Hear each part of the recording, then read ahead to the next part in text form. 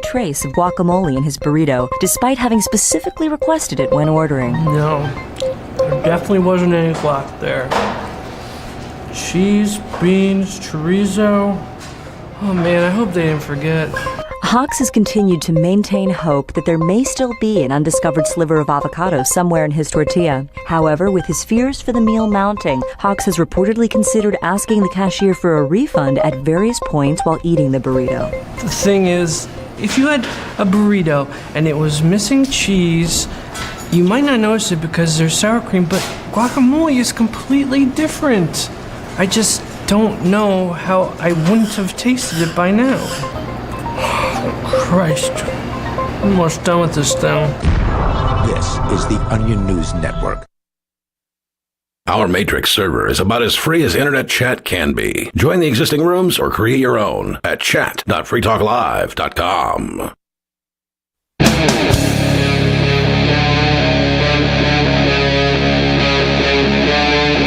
Free Talk Live.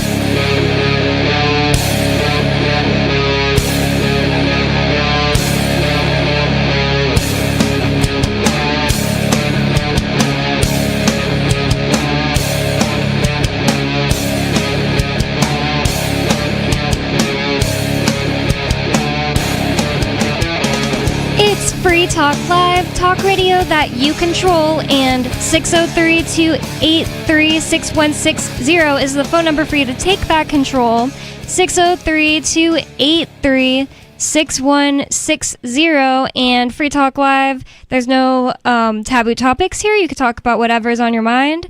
With you in the studio to talk to, it's me, Bonnie. Riley. And Stu.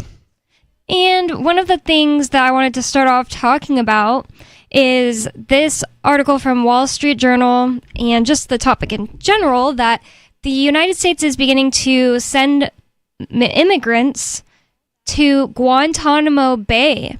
And that really scares me for these people. I don't really believe that it's going to be the case that, they're going to get treated exactly like the black site prisoner people that are at Guantanamo Bay. I feel like it's just like a temporary holding thing, but how terrifying. Like, to even be in the United States' custody and being sent to Guantanamo Bay is terrifying. Sure, and Guantanamo Bay has a reputation of being a torture prison, as we've talked about on the show many times. Yes. Yeah, I think most people that have heard of Guantanamo Bay have heard of at least a few of the horrifying things that go on there. And but Obama was supposed to close it, but never did. So, I mean, I guess if it's still open, it's Obama's fault.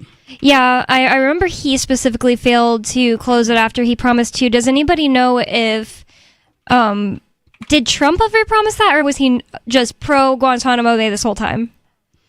I don't know if I can't recall him ever mentioning anything about Guantanamo Bay. So if listeners know, they can call us at 603-283-6160 and correct the record. I don't recall. I think he's of the opinion that Guantanamo Bay is a good place for prisoners. Obviously, he thinks that because he's sending migrants or immigrants, whatever you want to call them, there. Yeah, I'm wondering if this is a ploy to kind of scare the other people who might want to come here over the borders.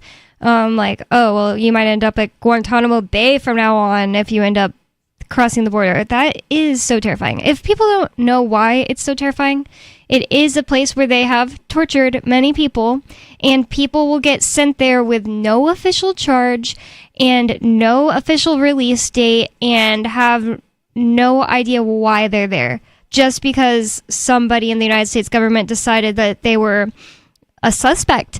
There's no such thing as due process for these people. No. They're just waiting possibly for the rest of their lives, and they do get tortured there. It's insanely hot in the summer. It's in Cuba, and they are in these metal cages, and there is not a lot of room for each prisoner. It's described as really dirty most of the time, and the guards are extremely cruel. And I read a story on the air from Al Jazeera, I think it was maybe 2 years ago, about this guy just describing being force-fed at Guantanamo Bay, and I cried on the air. because Wow. I think that's the only time I've ever cried on the air, and like my husband went to prison. Like I think that's the only time, because it was just so insanely. I just hate the idea of being sent somewhere, having no idea why you're there, and then also being tortured. And when I first actually heard this, I didn't really know what is the torturous part of being force fed. I almost thought that, oh, it's just like you get foods pumped into you, and like maybe the worst part is getting the feeding tube in, but they purposely force fed him way past the capacity of his stomach, so like this liquid food was coming out of his nose. Oh no. And That's horrible. then instantly he was throwing up, and the people were laughing.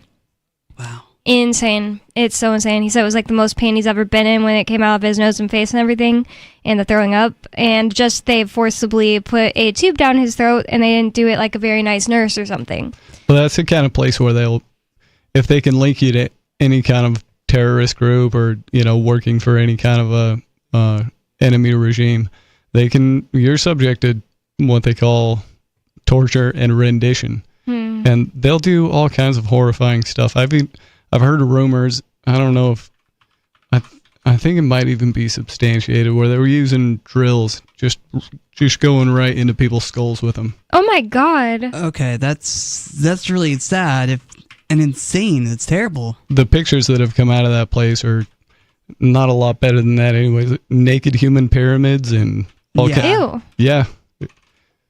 That's really weird, and it sounds like a humiliation thing, like how those people. It's like a prison experiment fed to the maximum. The joys of being a prison guard is you get to torture people to the maximum if your prison warden or your head guard gives you the permission to, and people will carry that out. Yeah. If you want to be a psychopathic torturer and harm people, the best job for you to get is a prison guard, whether Guantanamo Bay or not. But Right. So one thing, or I definitely wanted to get into this. Maybe we should just quickly mention a bit about Ian's hearing as well. So Ian Freeman, one of the two founders of the show, and my husband, he went to prison in 2023 for selling Bitcoin, and there's an update in the case. It's honestly a small update, so we'll get into that. But first, I wanted to go to the phones, since that's what Free Talk Live is all about. We have Dana in Michigan. Dana, you're on Free Talk Live. What's on your mind? Uh-oh, don't hear you. Oh, wait, I clicked the wrong button. Sorry about that. Oh, okay. Okay. It isn't often that I do this, but, it's a new day and age where you can't get canceled for being honest or giving your opinion. I highly recommend that everybody tonight get their facts straight before you say things over the radio waves.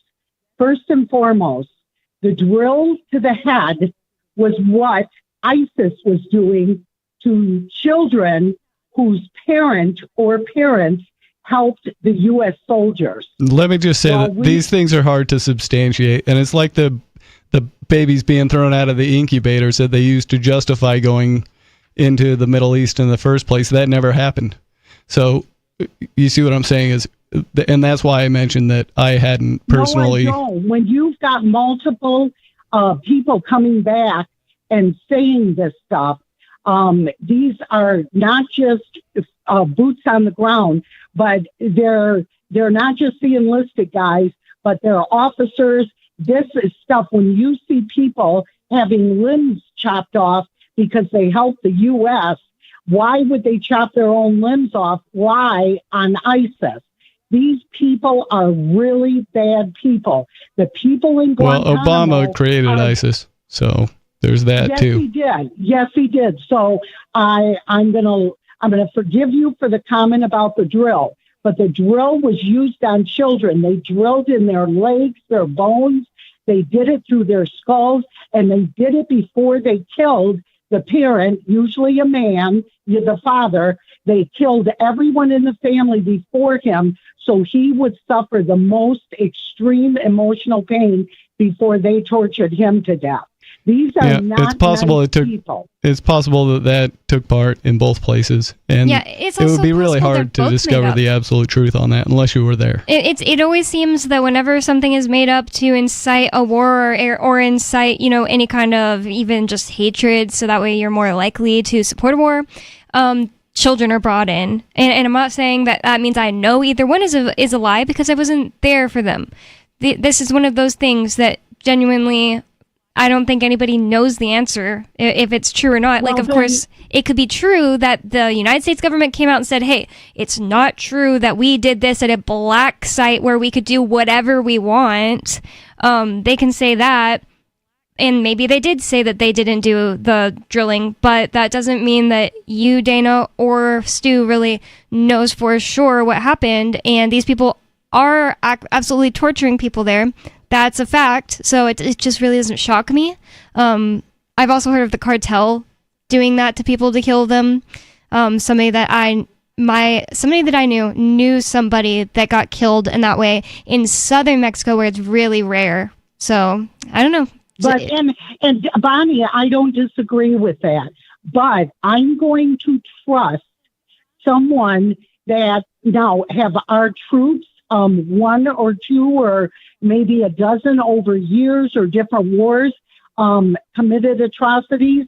Probably. But yep, my grandpa admitted it to me. He killed a whole group of school children in Vietnam just because he was ordered to, and it ruined his whole entire life. And my mom. Right. But I'm going to say, to be on the safe side, I'm going to trust our guys over anyone that was in Guantanamo because they were part of ISIS or worked with them. These are bad people. Now let's talk about the illegals. Those illegals, everyone that was sent to Guantanamo, these were not just regular people that came over the border.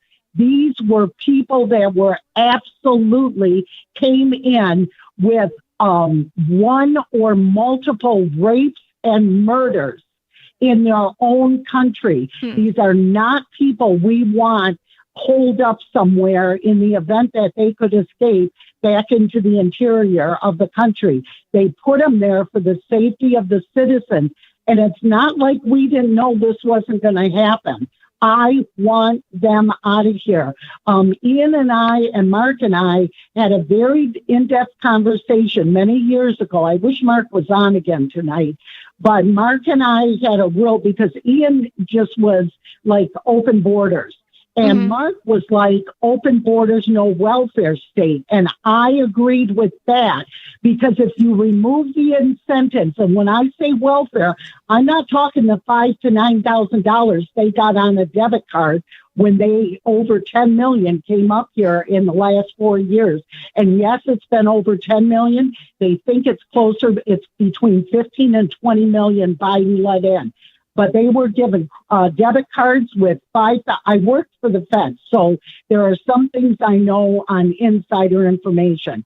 They were given debit cards, they were fed, and yes, the vets were kicked out of hotels onto the street, our American citizens, so that they could house illegals.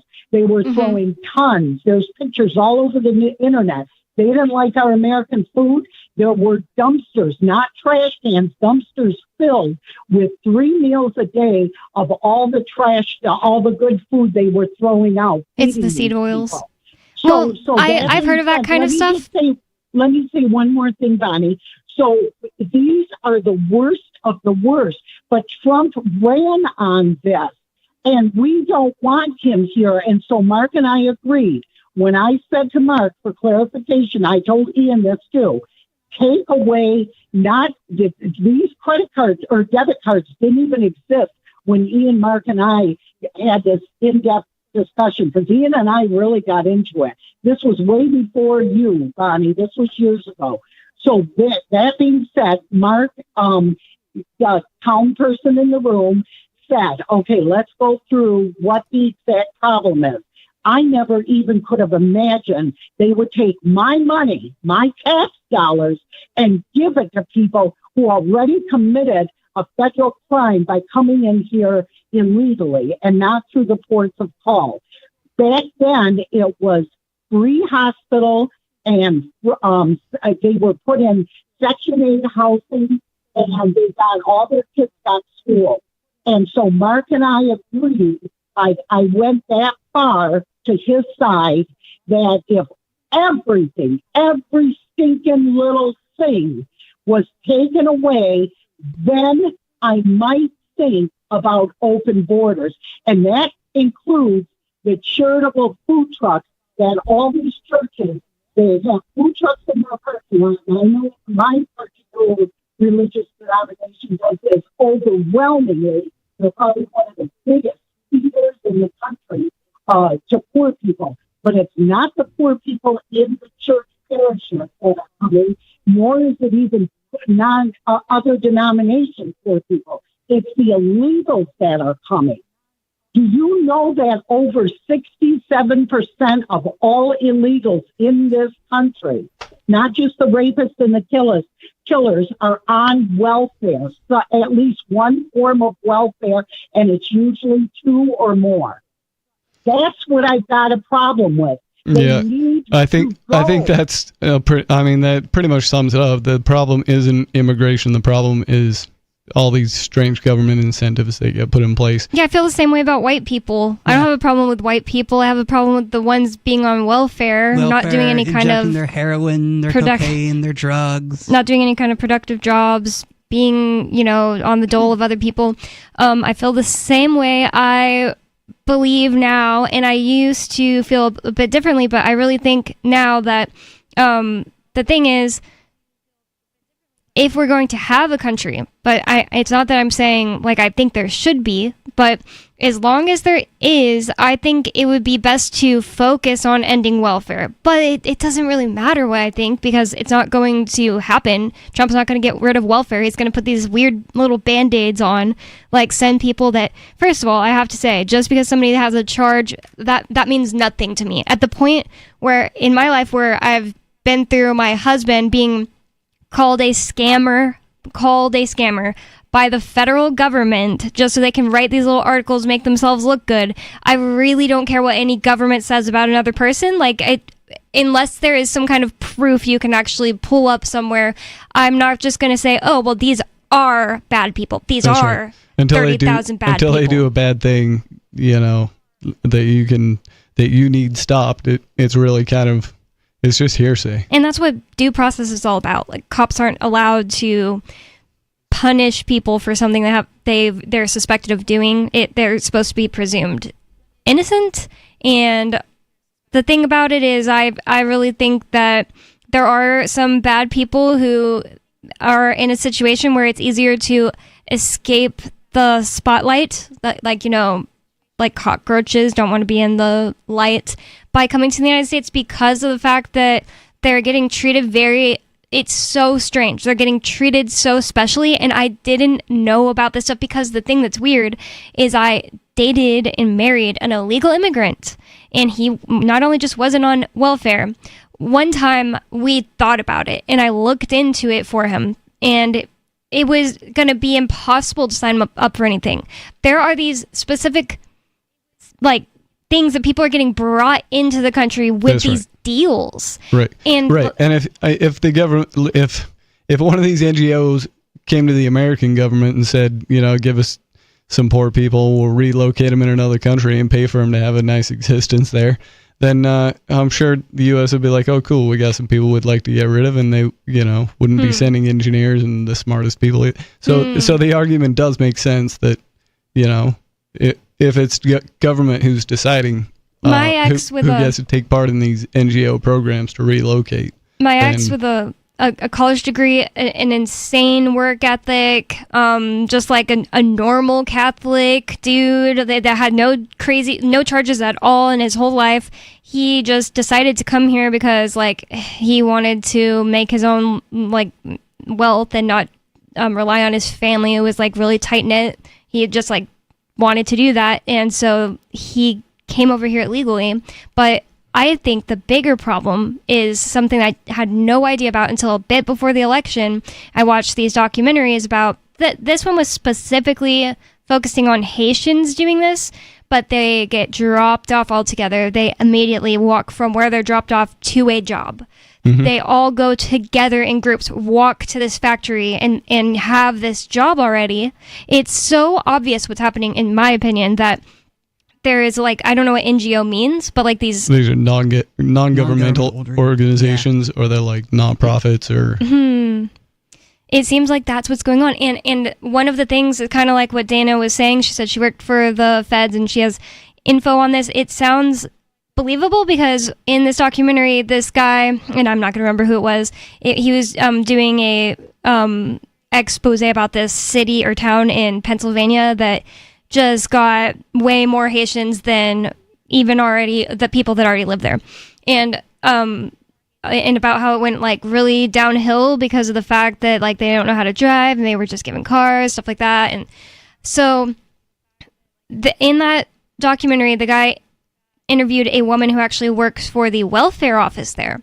And she like is one of the people that's always been from there. She's born there and everything. And she said she can see in their accounts and she can see that they will get deposits of like $10,000. And she said she doesn't have the ability to see where it's coming from, so she genuinely doesn't know, but she can see their balances and like deposits. Wow. Into their like cards, whatever they have. It's so I used to think that the way that works is someone like so something like USAID, which has been in the news a lot lately, will get a big grant and they'll give it to a George Soros group, and this George Soros group will pay, they'll go to the Haitian government and say, we need a bunch of relocations to America. And why? Because that's part of how you destabilize a country, to make it susceptible for hardcore state communism. Wow. I do kind of believe that. So what I'll say about immigration and welfare is that I really don't care if a Catholic church organization or a Mormon church organization or a religious organization wants to bring people over, sponsor people to come over. What I have a problem with is what Dana was talking about, is the government stealing money from you and I and handing it to people who, haven't earned it or are just coming here and not doing anything with their lives. Mm-hmm. I kind of look at those as separate issues. You're being stolen from. Yeah. That's a problem. Yeah. And then to say that you have a problem with how the plunder is used doesn't make any sense. It's plunder. Obviously, they're not going to use it well. Yeah, I can see where you're coming from on that. I would think that, ending a welfare system from the government side would be the best thing, because we're obviously being stolen from. People won't acknowledge that, taxes are plunder or theft or extortion until they actually realize that if they don't pay them, a group of strangers is going to come to their house with guns and lock them in a cage. Well, they all know this. It's called cognitive dissonance, where you hold two opposing viewpoints as being true. Yeah, and they just care about, the plunder that I'm giving to the government, it's going to my favorite programs, rather than looking at it and saying, oh, wait a minute, I'm being stolen from, and eventually my money is going to fund something I don't like, whether it's Trump's presidency or whatever. Yeah. Well, it's just that they don't want to admit that they're scared of the thugs. Yeah. And so they're willing to say things like, "Well, what about my roads?" Yeah. In order to act like they actually believe this crap. I actually think but a lot I don't of them, think anybody believes it. I think a lot of them really think that, like, oh, that wouldn't happen to me. Even if that happened, I'd be able to talk my way out of it. If I got sent to court, this is what I'd say to the judge. They don't know how it works. No, it's terrifying. And how you just get steamrolled. So 603-283-6160. It's free. Talk live. More coming up. Thank you for the call, Dana. After logging onto the Xbox One game console at one of his classmates' homes, 12-year-old Michael Cutler admitted to reporters this week that he really does not have the slightest clue about what his friend's name could be. I mean, his name might be Brian. No, wait, Brian's my other friend, the one with the PS4. Yeah, if I'm being totally honest, there's no way I can tell you his name. Not a chance. Noting that the boy had, quote, an absolutely huge HD TV and a bunch of games his mom won't let him play, Cutler confirmed that he could recall only the faintest details about his friend, including the fact that his mother makes chocolate chip cookies and that he has a dog of some kind. He's got Killer Instinct, Assassin's Creed, Battlefield 4, and Titanfall? Man, that game's awesome. Anyway, I've just been calling him Flamethrower because that's his gamer tag. Hopefully he doesn't catch on. Hey, can I stick around for a few more hours? I'm so close to beating this? This is the Onion News Network. From Feature Story News in Washington, I'm Benji Haya. US President Donald Trump has announced sweeping reciprocal tariffs on multiple nations, a move that risks kicking off a global trade war. He confirmed on Thursday that the United States will levy fees on any product from countries which impose their own taxes on American goods. And on trade, I have decided, for purposes of fairness, that I will charge a reciprocal tariff, meaning whatever countries charge the United States of America, we will charge them, no more, no less. In other words, they charge us a tax or tariff, and we charge them the exact same tax or tariff. Very simple. In almost all cases, they're charging us vastly more than we charge them, but those days are over. Donald Trump also said he would love Russia to rejoin the G7. Those comments coming just 24 hours after he spoke with President Vladimir Putin and Ukraine's Volodymyr Zelensky, vowing to start negotiations to end their war. Today, Mr. Trump's Defense Secretary Pete Hegseth backtracked on his previous remarks, which suggested the United States would no longer prioritize Ukrainian security. He maintains the US is not betraying Ukraine. Mitch McCann reports. Secretary Pete Hegseth insisted there was no betrayal of Ukraine, despite Mr. Trump speaking with Vladimir Putin separately to Ukrainian President Volodymyr Zelensky on Wednesday. After the phone call, Mr. Trump said that both leaders agreed to begin negotiations to end the war immediately. And it came after Mr. Hegseth told European leaders a return to Ukraine's pre-2014 borders was unrealistic. Hegseth also repeated calls for NATO countries to increase military spending, suggesting a target of 5% of their gross domestic product. From Washington on Thursday morning, Mr. Trump posted on Truth Social in all caps, "Great talks with Russia and Ukraine yesterday." Hamas says it will continue releasing Israeli hostages under the Gaza ceasefire deal after pausing exchanges. It follows threats from Donald Trump that the war would resume if the terror group didn't recommit to the agreement. Giles Gibson's in Tel Aviv. Mediators from Egypt and Qatar have been holding urgent talks to try to keep the ceasefire alive, and now it appears a breakthrough is imminent. The Israeli newspaper Haaretz reports that Hamas has agreed to release 3 hostages in exchange for Israel increasing the amount of humanitarian aid being brought into Gaza on trucks. In particular, Hamas has accused Israel of not allowing enough tents and other temporary shelters into the enclave. While the two sides have previously accused each other of violating the terms of the ceasefire since it came into effect in mid-January, this is the closest it's come to actually collapsing. From bureaus worldwide, this is FSN.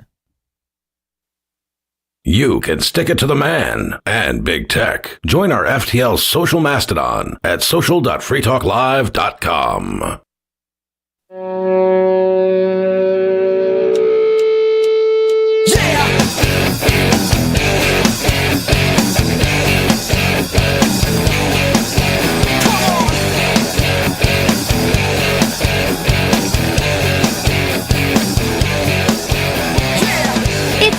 Talk Live, talk radio that you control, and 603-283-6160. That's 603-283-6160 is the phone number you can call to bring up whatever's on your mind, have a conversation with us. You can change the topic. You can tell us what you think about what we're saying, tell us we're wrong. It doesn't matter. It's up to you because it's Free Talk Live, and that's 603-283-6160. And I'd like to thank High Flyer for being an amplifier with us here at Free Talk Live. That means that High Flyer went to amps.freetalklive.com and signed up to support the show. AMPS stands for Advertise, Market, Promote, and Support.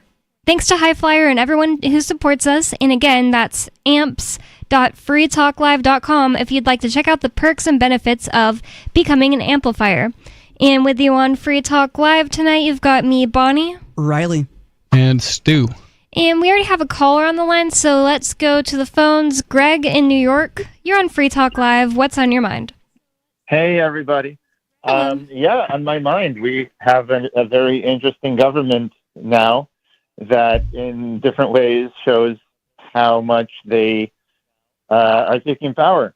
So I just, I have a few questions. Let's start with California and the water was released. I found it interesting because the people in California say that it's a stunt, meaning the water was released in the north. It didn't really reach LA. What does that mean that the water was released? Oh, Trump made an order for the Army Corps of Engineers to release water. And the water was in the north of California, and then it flowed south to soak some lands. But California was planning to use it for farmland later on during the summer. And in any case, it doesn't help LA because it doesn't reach LA. And even if it did, the water level wasn't the problem. Wow. It was pressure in the hydrants. But my point is this. There are three levels. There's the city, the state, and the federal government, right? So who should be in charge of the aquifers? Because it is a big sort of publicly shared resource, right? So who should be in charge of it? Well, definitely not the feds if it's Northern California to Southern California. Yeah, it shouldn't be the feds, I think. But I think maybe it should be the state because sort of all the cities and people in the state are sort of like coordinating together, and they need some sort of way to decide what to do with that water. That would be my thought. What do you guys think? Do you mean more states than just California? No. I'm saying if California is a state and they band together, they should probably have a way to decide collectively what to do with that water. But if there was no government, how would anyone decide? Yeah. If there was no government, then it would just be whoever's property it was. Like, was this water collected in a certain area? Stuff like that. You'd just be required to get water for your own needs, however you get it on the market. Or cooperating. But what about the big public projects? Yeah. Like big public projects, infrastructure, like Rome made the aqueducts, right, and the public baths or whatever, even back then. Like right now, if there's huge, cubic meters of water, like huge amounts, like how would the private property system work to divide it up and stuff? If you're saying just if this already existed and then we just went private one day, who would get it? I would think that anything the government owned would be auctioned off or something like that. In the case of if we just suddenly today, bam, government disappears and everything's going full private, that sounds like the best. That's just like one option. That is a good question though, because if it goes that way and then the decision is left up to Nestle, then human lives become real cheap and you have a problem on your hands. So it is a good question. I would think that there's a way to solve it voluntarily without overriding the consent of anybody. But it might take a little bit of, thinking about it.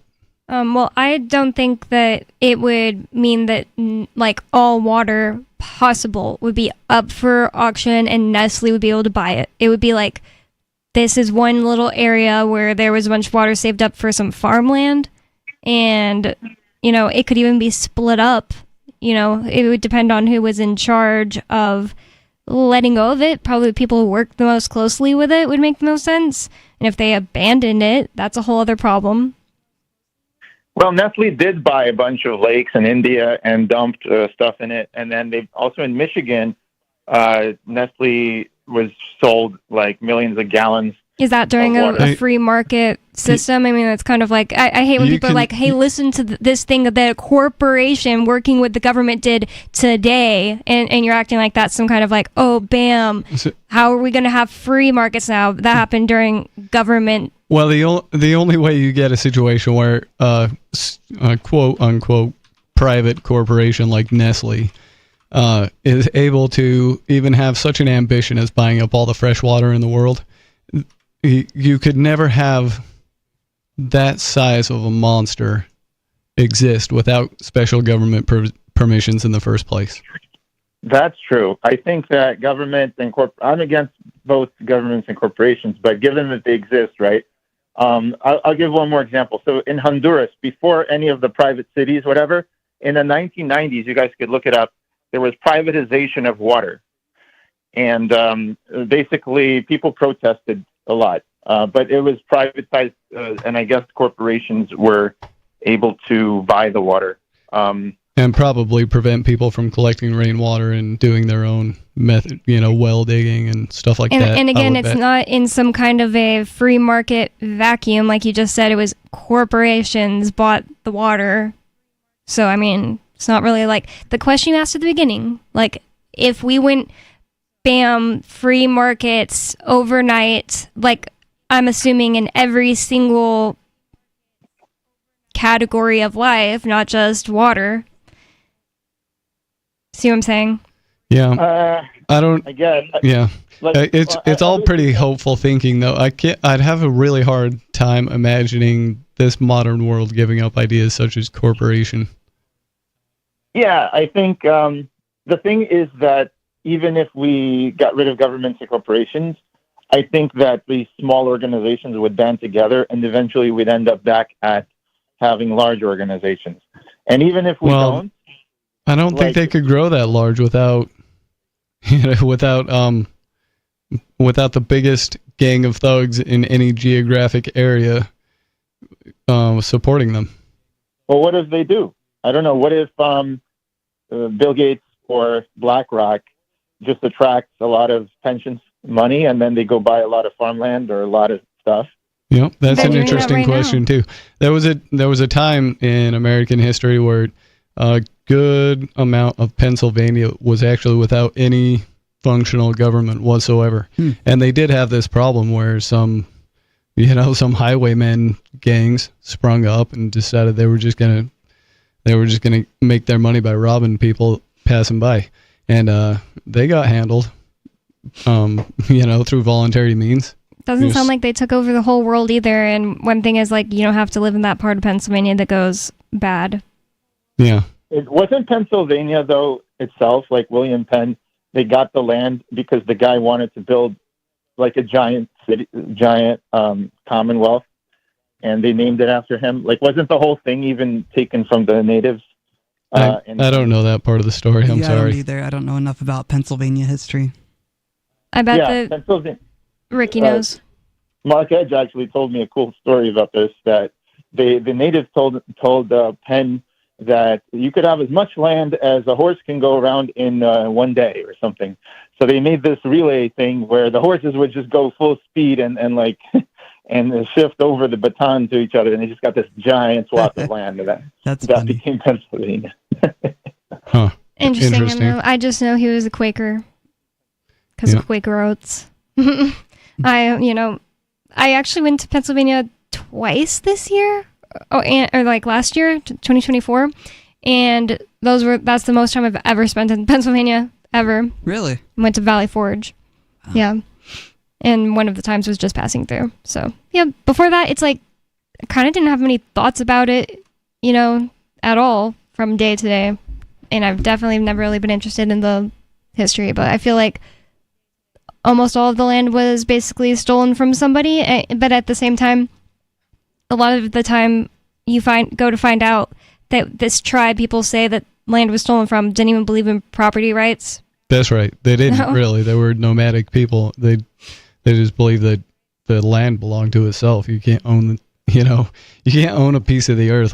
It was a ridiculous notion in their mind. One group that I know was beginning to make things that were resembling property rights, at least, were the people who built the longhouses. Oh, I'm forgetting what they're called. It was like 5 Nations, and it was in New York. I really think that they were on to like creating a really good society, because they were creating kind of like organizations between tribes that were warring. They stopped warring because they would meet at a longhouse, like just a long house, and they'd have a representative from each of them and talk things over instead of warring.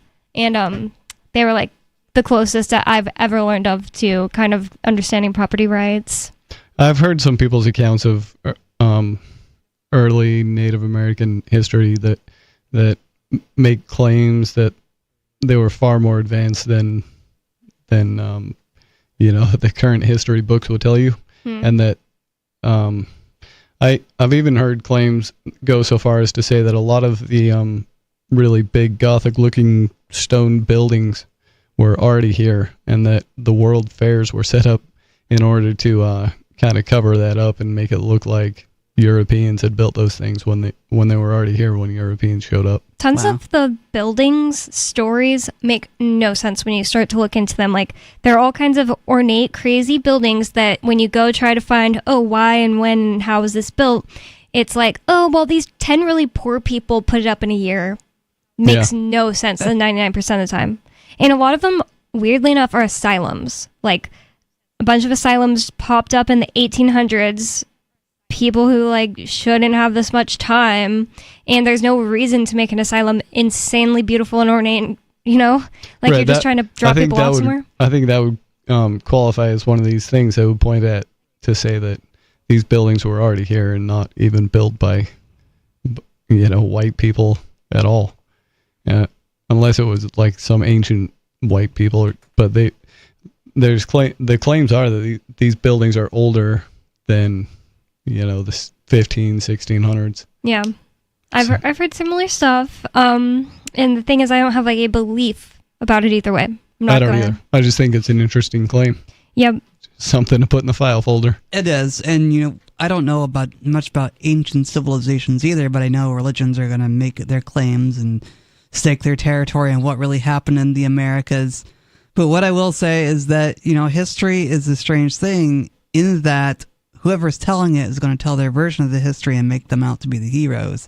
Look at American history.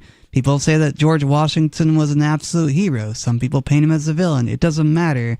What matters is that stories are being told through history, and they shape our past and they shape our future. I was wondering, because Greg was saying, what about large-scale water things like aqueducts? And I know that in Morelia, Mexico, there's a large aqueduct. And I used to think it was ancient, but apparently it was built in 1785. It was built by the church. Oh, interesting. So that, I don't know, wasn't built by the government. I guess they were closer together back then, the church and the governments, though. Yeah. Yeah, and there were a lot of towns in the westward expansion that just had a Lions Club that, if you were part of it, then you pitched in and they built a school and a hospital for the town and whatever it needed. Yeah, and I think that's a much nicer system than what we have now. Captain liked to talk about the Tuaths in, I think it was Ireland, where people would just it's kind of like just having a church, and then you guys can make decisions together to hey, we want to save up money for some kind of a building, so we'll voluntarily do it together, and it was all voluntary. Mm-hmm. That was a big part of the Tuath, was being voluntary. Yeah, and if you're not being stolen from, I think a lot of people would be surprised to see how much a small group of people can get done together. I think it matters so much less to call us and ask us, hey, how do you think this would go down? And hey, here's why I think it wouldn't happen that way. It's so much less important than, is there a way for this to be non-violent and coercive and this life we live? Of course there is. Yeah. People need to have way more imagination in that regard. There has to be a way for things to be less violent than they are today. So I think a lot of people like to call into the show and ask these kinds of questions to get us to think and get the listeners to think. Maybe they don't have a solution themselves and are curious what we think about it.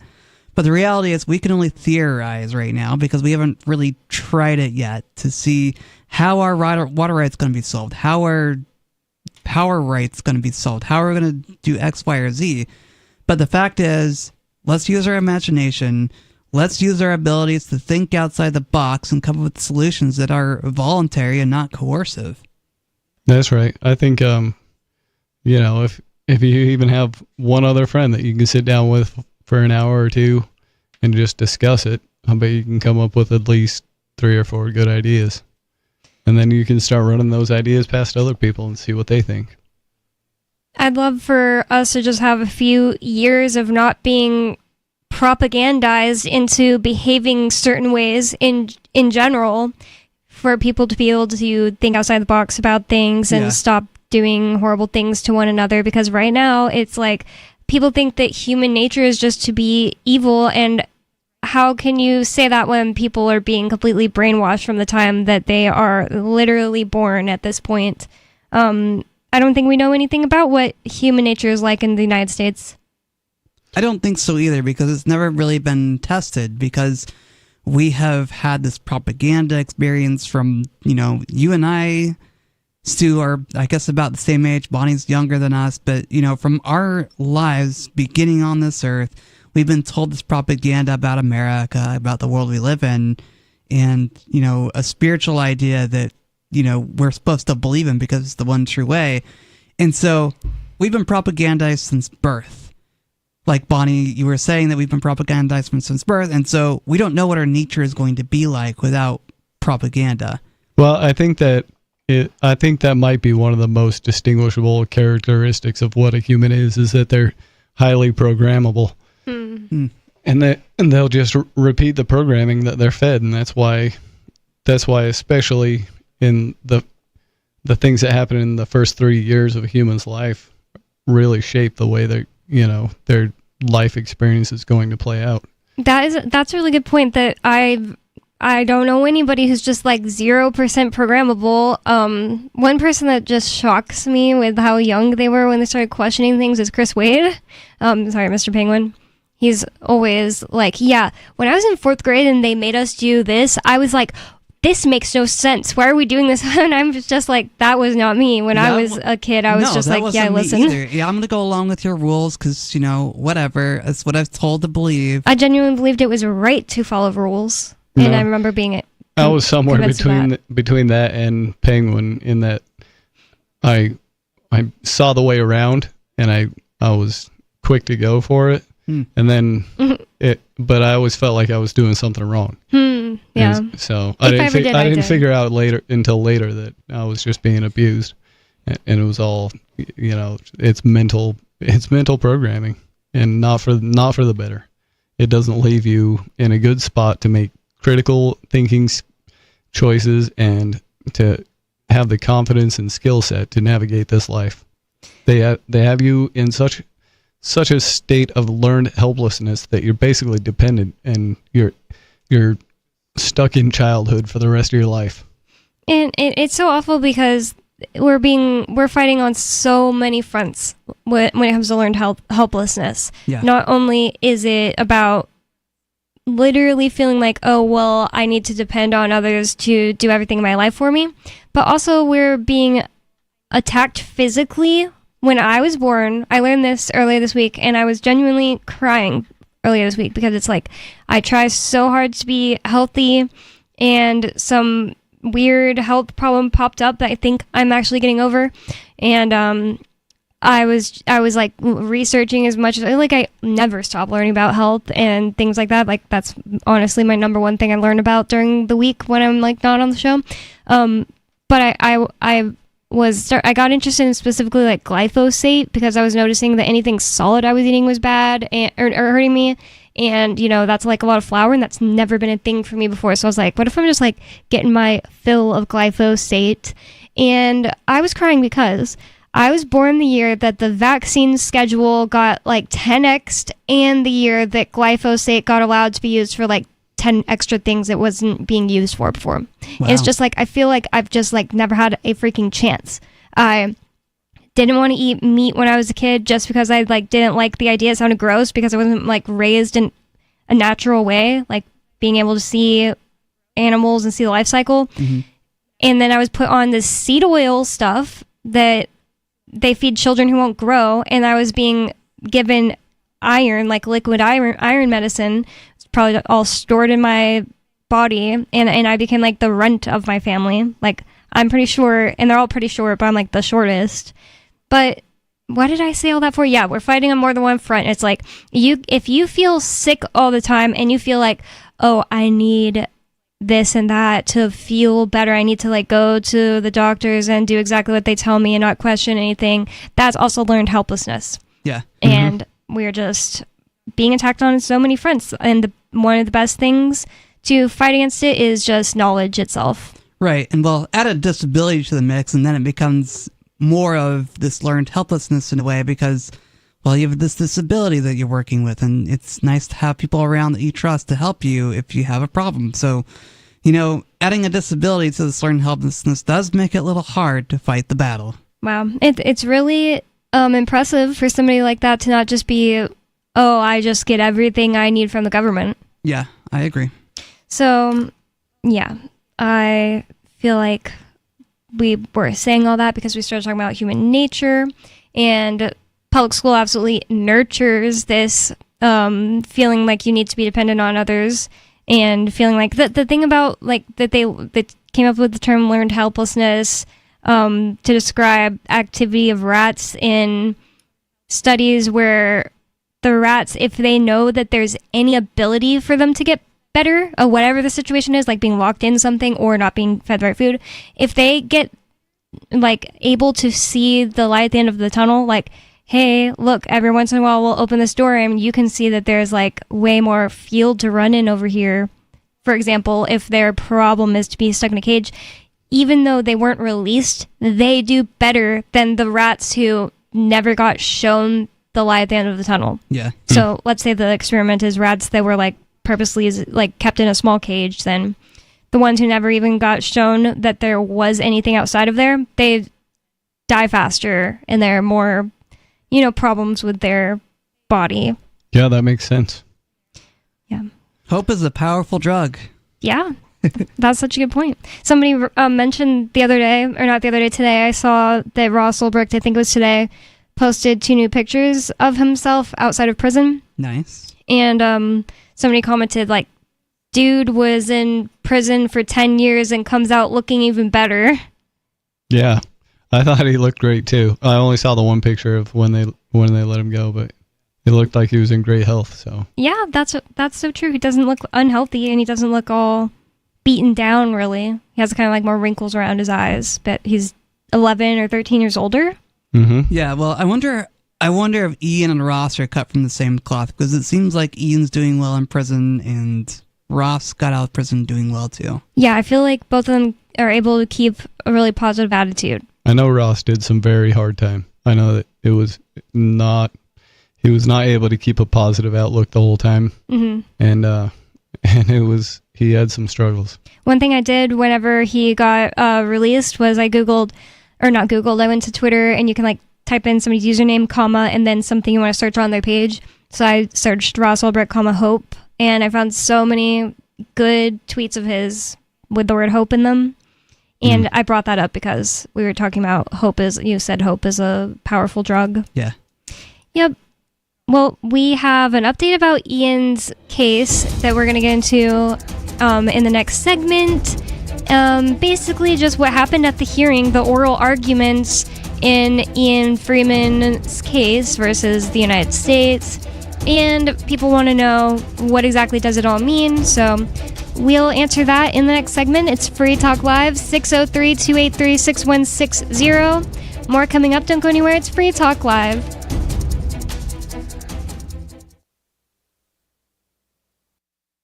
The Shire Free Church offers a sanctuary to those seeking an escape from state churches. The Shire Free Church is an interfaith, diverse group of people that may not share identical theological beliefs. As a member in or minister of the Shire Free Church, you are a sovereign individual and may be the faith of your choice. We don't claim to have all of the answers. We are open to all peaceful people. We want to learn from each other. What unifies the Shire Free Church and its diverse members is peace, love, and liberty. There are many paths to God, one for every individual. The Shire Free Church does not define a specific path beyond these parameters that must be your foundation. Peace as your way. Love as your guide. And liberty as your light. Learn more at church.shiresociety.com. That's church.shiresociety.com. Should you be able to earn an honest living free from senseless government interference? The Institute for Justice thinks so.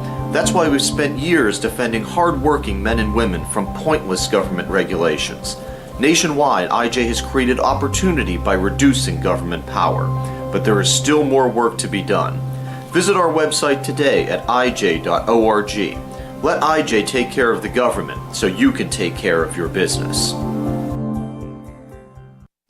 What if you want to hear the latest episode of Free Talk Live, but all you have is your phone, you forgot to download our archive, and you have no data connection? You can call our Listen line at 641-793-0191. That's a long-distance number, so you may incur charges. If not, listen as long as you want. 641-793-0191. The Free Talk Live listen line, 641-793-0191. The latest episode of Free Talk Live continues with Hour 2 up next after the news, here at listen.freetalklive.com. From Feature Story News in Washington, I'm Benji Hire. US President Donald Trump has announced sweeping reciprocal tariffs on multiple nations, a move that risks kicking off a global trade war.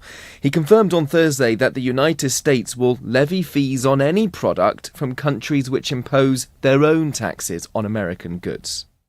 And on trade, I have decided, for purposes of fairness, that I will charge a reciprocal tariff, meaning whatever countries charge the United States of America, we will charge them, no more, no less. In other words, they charge us a tax or tariff, and we charge them the exact same tax or tariff. Very simple.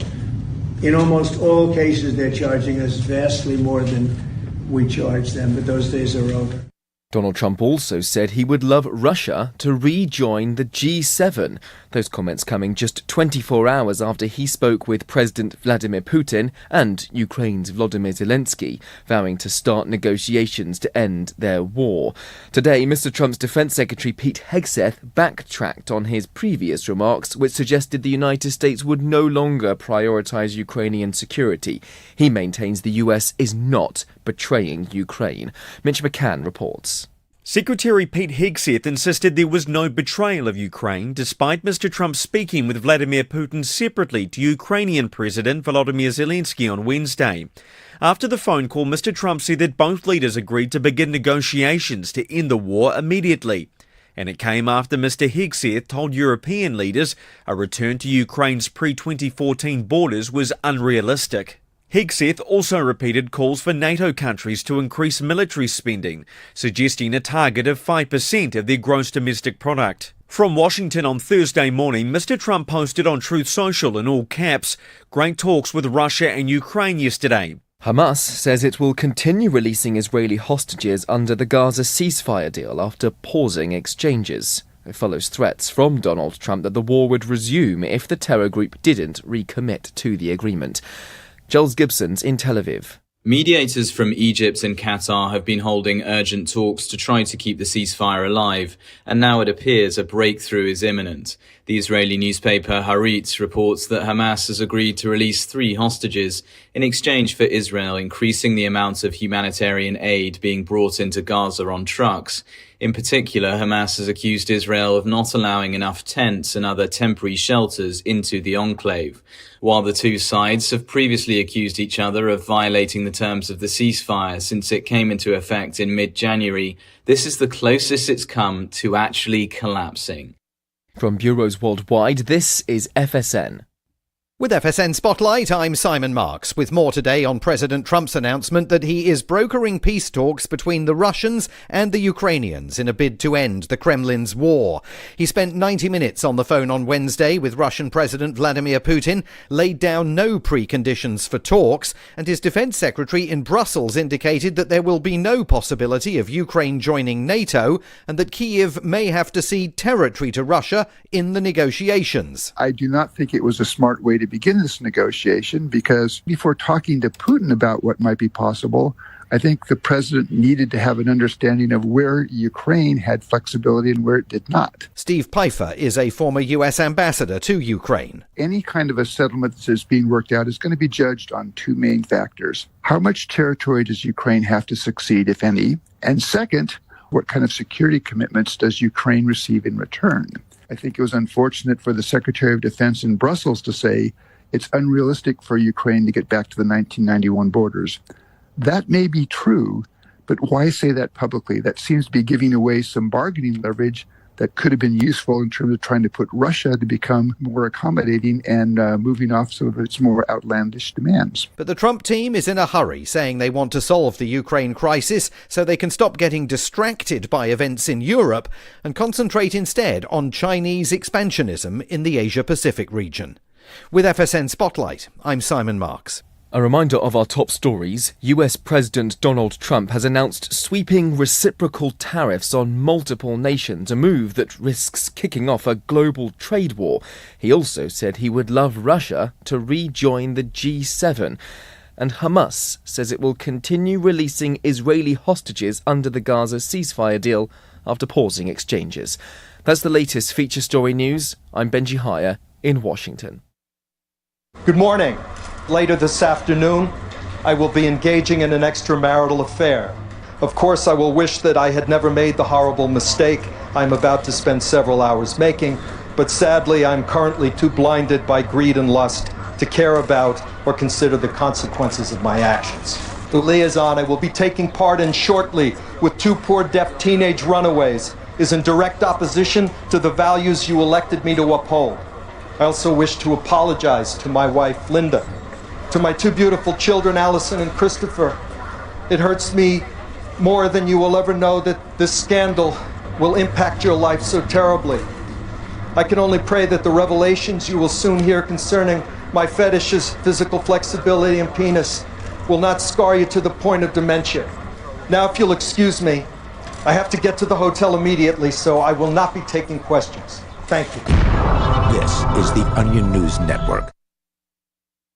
Don't miss a moment of Free Talk Live. Get our archives daily via our podcast at feeds.freetalklive.com.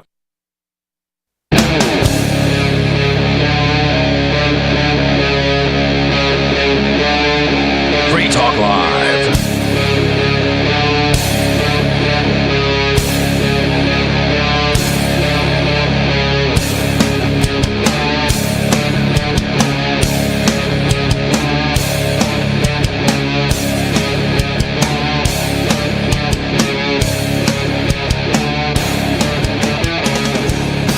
It's Free Talk Live, talk radio that you control. That means you can call 603-283-6160. That's 603-283-6160. And Free Talk Live is brought to you by LibertyMinded.com. Official Free Talk Live gear, like t-shirts and hoodies, are available at LibertyMinded.com. Plus, you'll find a unique collection of cool and funny liberty-oriented clothing at LibertyMinded.com. That's LibertyMinded.com. And with you on Free Talk Live tonight, you've got me, Bonnie. Riley. And Stu. And we have a caller on the line, so I'm just going to go ahead and answer their call before we get into any of the topics we are going to discuss here tonight. Unscreened caller, you're on Free Talk Live. What's on your mind? You know who else didn't give due process? Your mom? To his victims. When he tried to hire a hitman. That's But, so that's dumb. not really what I Wow, wanna what talk a about. dumb, what a dumb True, though. comparison. Did he give his victims a chance to testify? I don't think you know what due process means. It means you're going to do something to bring charges against somebody and doing it in the accepted ways to do it, not like murdering. Like, oh wait, you have to give due process before you murder. And plus, there are no victims because that didn't happen, and there's never been any proof that happened. So, good night, Skeeter.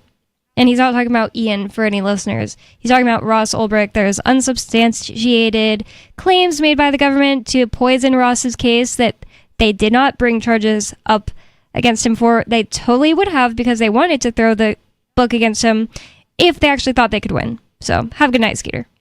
Yep, that guy just wants to call and spread lies about people. And plus, it doesn't really matter because, Ross Ulbricht is pardoned, so why bring it up time and time again? No, I think he's just jealous of people who actually do things in the world. Probably. Well, it just sounds like something Skeeter would be jealous of. So, in the last segment, we told the listeners we were going to give an update about Ian's case.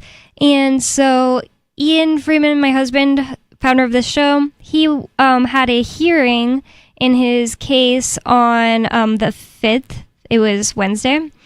And I attended it, and there were probably about 25 people there supporting. I wasn't able to go, but there was a live stream of the proceedings on YouTube. Yep. So I was able to get audio from that, and I'll be talking about it on my podcast going out shortly. Oh, nice. So we we made a big enough of a showing that Jacob Hornberger from the Future of Freedom Foundation said that he thought it was enough people to make kind of a statement to the judge. So really good to know. It was a much smaller seating area than the courtroom in Concord, if anyone listening knows what I'm talking about. So it was like 25 people really was all that there was even room for, and one person was standing. Wow. So small courtroom. Well, in on top of the fact that there was all these like people there in these reserved spots, and Jacob Hornberger was saying he thinks that they were like either new lawyers because they all looked young, or students there to observe the whole thing. So Ian's case was first, and the thing is, when you're appealing things that you've been convicted on, you get a 3-panel. Maybe it's not always the same in every single district, but at least here in Boston, It sounded like there was just a panel of judges hearing arguments to me. Yeah, that's what I was saying. I was saying you get a panel of 3 judges, and so Ian's lawyers were on one side of the room, and the prosecution was on the other side of the room. Ian wasn't there, so that's one thing a lot of people are asking me. I thought he was going to be there up until like maybe a month ago. I was like, oh, I guess it totally makes sense. Like, why would they drag you out of court, bring you to Boston just to have you be there? But it's going to be his lawyers making the. I guess it like kind of does seem like, well, shouldn't you be allowed to say something for yourself? But no, I guess only your lawyers. So what do you do if you defend yourself? The reason they don't bring you out to go to an appeals court is that, as opposed to they do for a trial, is you have a right to face your accuser, whereas he's already been convicted. I think that's the line of reasoning they use. If he was defending himself, do you think they probably would have like brought him in? Because like, if you don't have a lawyer, who would defend you in court at that point, or for your appeal not defend you? If but you were speaking for yourself, I don't know how that would work. Yeah, that just popped in my head for the first time, so I don't know either. Well, luckily he's not defending himself in this matter. It's pretty complicated. So what happened was the Ian side got to just go up, and I don't remember if they just instantly started talking or the judges just instantly started, okay, here's some questions we have. And from what I remember, they instantly started talking, and then the judges, while the lawyers were talking, were asking and bringing questions. And each side only had 15 minutes, but one thing people definitely should know, because they were just so shocked by that, and I was too, it really is shocking. It still seems like it should be longer, but the judges have had the appeal for months, and they've all looked over the whole entire thing, and they're expected to read the transcript of the case as well. So that's a really good thing, because when Jacob Hornberger from the Future Freedom Foundation looked at the transcript after he had accidentally, I guess you'd say, decided that Ian was a con artist because he heard that from the government, well, he read the transcript and he just said, wow, oh my God, oh no, this is an innocent man. Only from nothing but reading the transcript. When I first read Jacob's articles on his website, I was like, whoa, did he talk to Mark? Did he talk to somebody who sat down and explained everything to him in the way that we see it? No, he just read the transcript. It's like he was just there in the courtroom, but he wasn't. Even less like that, because, it's more easy to soak everything in when you're there, but he just read the transcript and he paid for himself, and he realized that Ian was an innocent man and wrote a 3-part article about it, which you can find at freeiannow.org. It's just on the front page. Nice. Probably the easiest way to go find that article or those articles. And Ian's case was absolutely ridiculous. It wasn't something like prosecution said, well, Ian did this, and then they, defense is like, are you sure? And they're like, well, maybe he didn't really. And then it went like that over pretty much every single argument. And then when they got to the end, they're like, see, we said he did all this stuff, so that means guilty, right? Yeah. So, one of the things that the judges I remember asking about was kind of exciting to me, because in the court case, in the trial, the prosecution put up a witness who was a woman who worked for the IRS, and she filled out this paperwork and said, according to my estimates on how much Ian Freeman would have owed, he would have owed like blah, blah, blah, whatever, let's say $1 million in taxes. And Ian's lawyer, Mark Sissy, got to go up there and said, isn't it just as possible that he didn't owe anything if you had looked at it with all the information, since you're admitting that you didn't actually get to sit down and look at deductions and stuff like that? And she said, yeah, I guess it's just as possible that he didn't owe anything. And Mark Sisti just like sized papers down and walked away. It was like literally a mic drop. Yeah. Because that's how evidence works. You have to actually have evidence of the thing you're talking about and not just making something up and realizing that it could actually also be the opposite of what you're saying. That's insane. When that happened, I was pretty positive that Ian wasn't going to go to jail, or at least he wasn't going to get convicted on every single count at that point. I was like, wow, that was great. That's just how you know that this jury, for whatever reason, like, didn't like Ian, had something against him, wanted to harm him. Because when I think that they should be in trouble for saying guilty after that, honestly. Like, well, this is the way that people who have been through public schooling kind of think, and they're chomping at the bit to say the word guilty when they get called up for jury duty. Oh, yeah. First thing they're thinking is when they open that letter is like, oh yeah, I gotta say guilty. wow, it's so awful. I don't know if that's entirely true, though. Maybe for some people, but I think it's true of most people. I think more people than not. Okay. There was one woman who ended up on the jury who answered a question from Ian's lawyer, and you only get to throw out so many people. So for whatever reason, Ian said he wanted to throw her out, but his lawyer said that it was maybe better to throw someone else out, whatever. So this woman was asked, if you saw that somebody was facing many charges instead of a few charges, would you be more likely to believe that they were guilty because there were more charges? And she said yes. Right, when that has nothing to do with whether a person's guilty. It's insane. In fact, a person facing more charges might be less likely guilty. It just has no weight. It should have no weight on what you think. Like, I can accuse you of 2 things or a million things, and I could also be lying about every single one. Like, I could, not be telling the truth when I accused you of those things. It should have no weighing. And it's definitely a way that tons of people think. Like, just that if you get accused of something, why would somebody waste their time to accuse you of? You don't know. They could have plenty of motives for accusing someone of something, and if they want to make it more believable, they could totally say, oh yeah, and he did this and this and this too. Just absolutely like illogical thinking. That's definitely the result of public school. Like, you're not going to go to school and learn how to think logically or No, they have a process for that, and it's very easy to learn, but they won't even breathe a word of it in public school. They don't want to tell you about jury nullification either. Yeah, it's called the trivium method. It works basically just like what your computer does with input, processing, output. So, but the old words for it are grammar, logic, and rhetoric. Contemplation, or the computing part. Wait, was that the word you said? Computing? Wait, what was the middle one? Input, processing, output. Processing. So contemplation, which is basically the processing part, is something that no one gets told to do. It's oddly enough a thing in Catholicism, where they tell you, like, oh, if you're trying to make a decision, have a contemplation period, but it has a more fancy name. Yeah. And I think that not enough people get taught to do that. Well, the key to doing that part right is to look for things that contradict, and then you can obviously tell that those two things are not mutually true. So one's got to be true, or they could both be false, but they can't both be true. And so you can go from there and you find out more about it, and the things that you're able to back up with,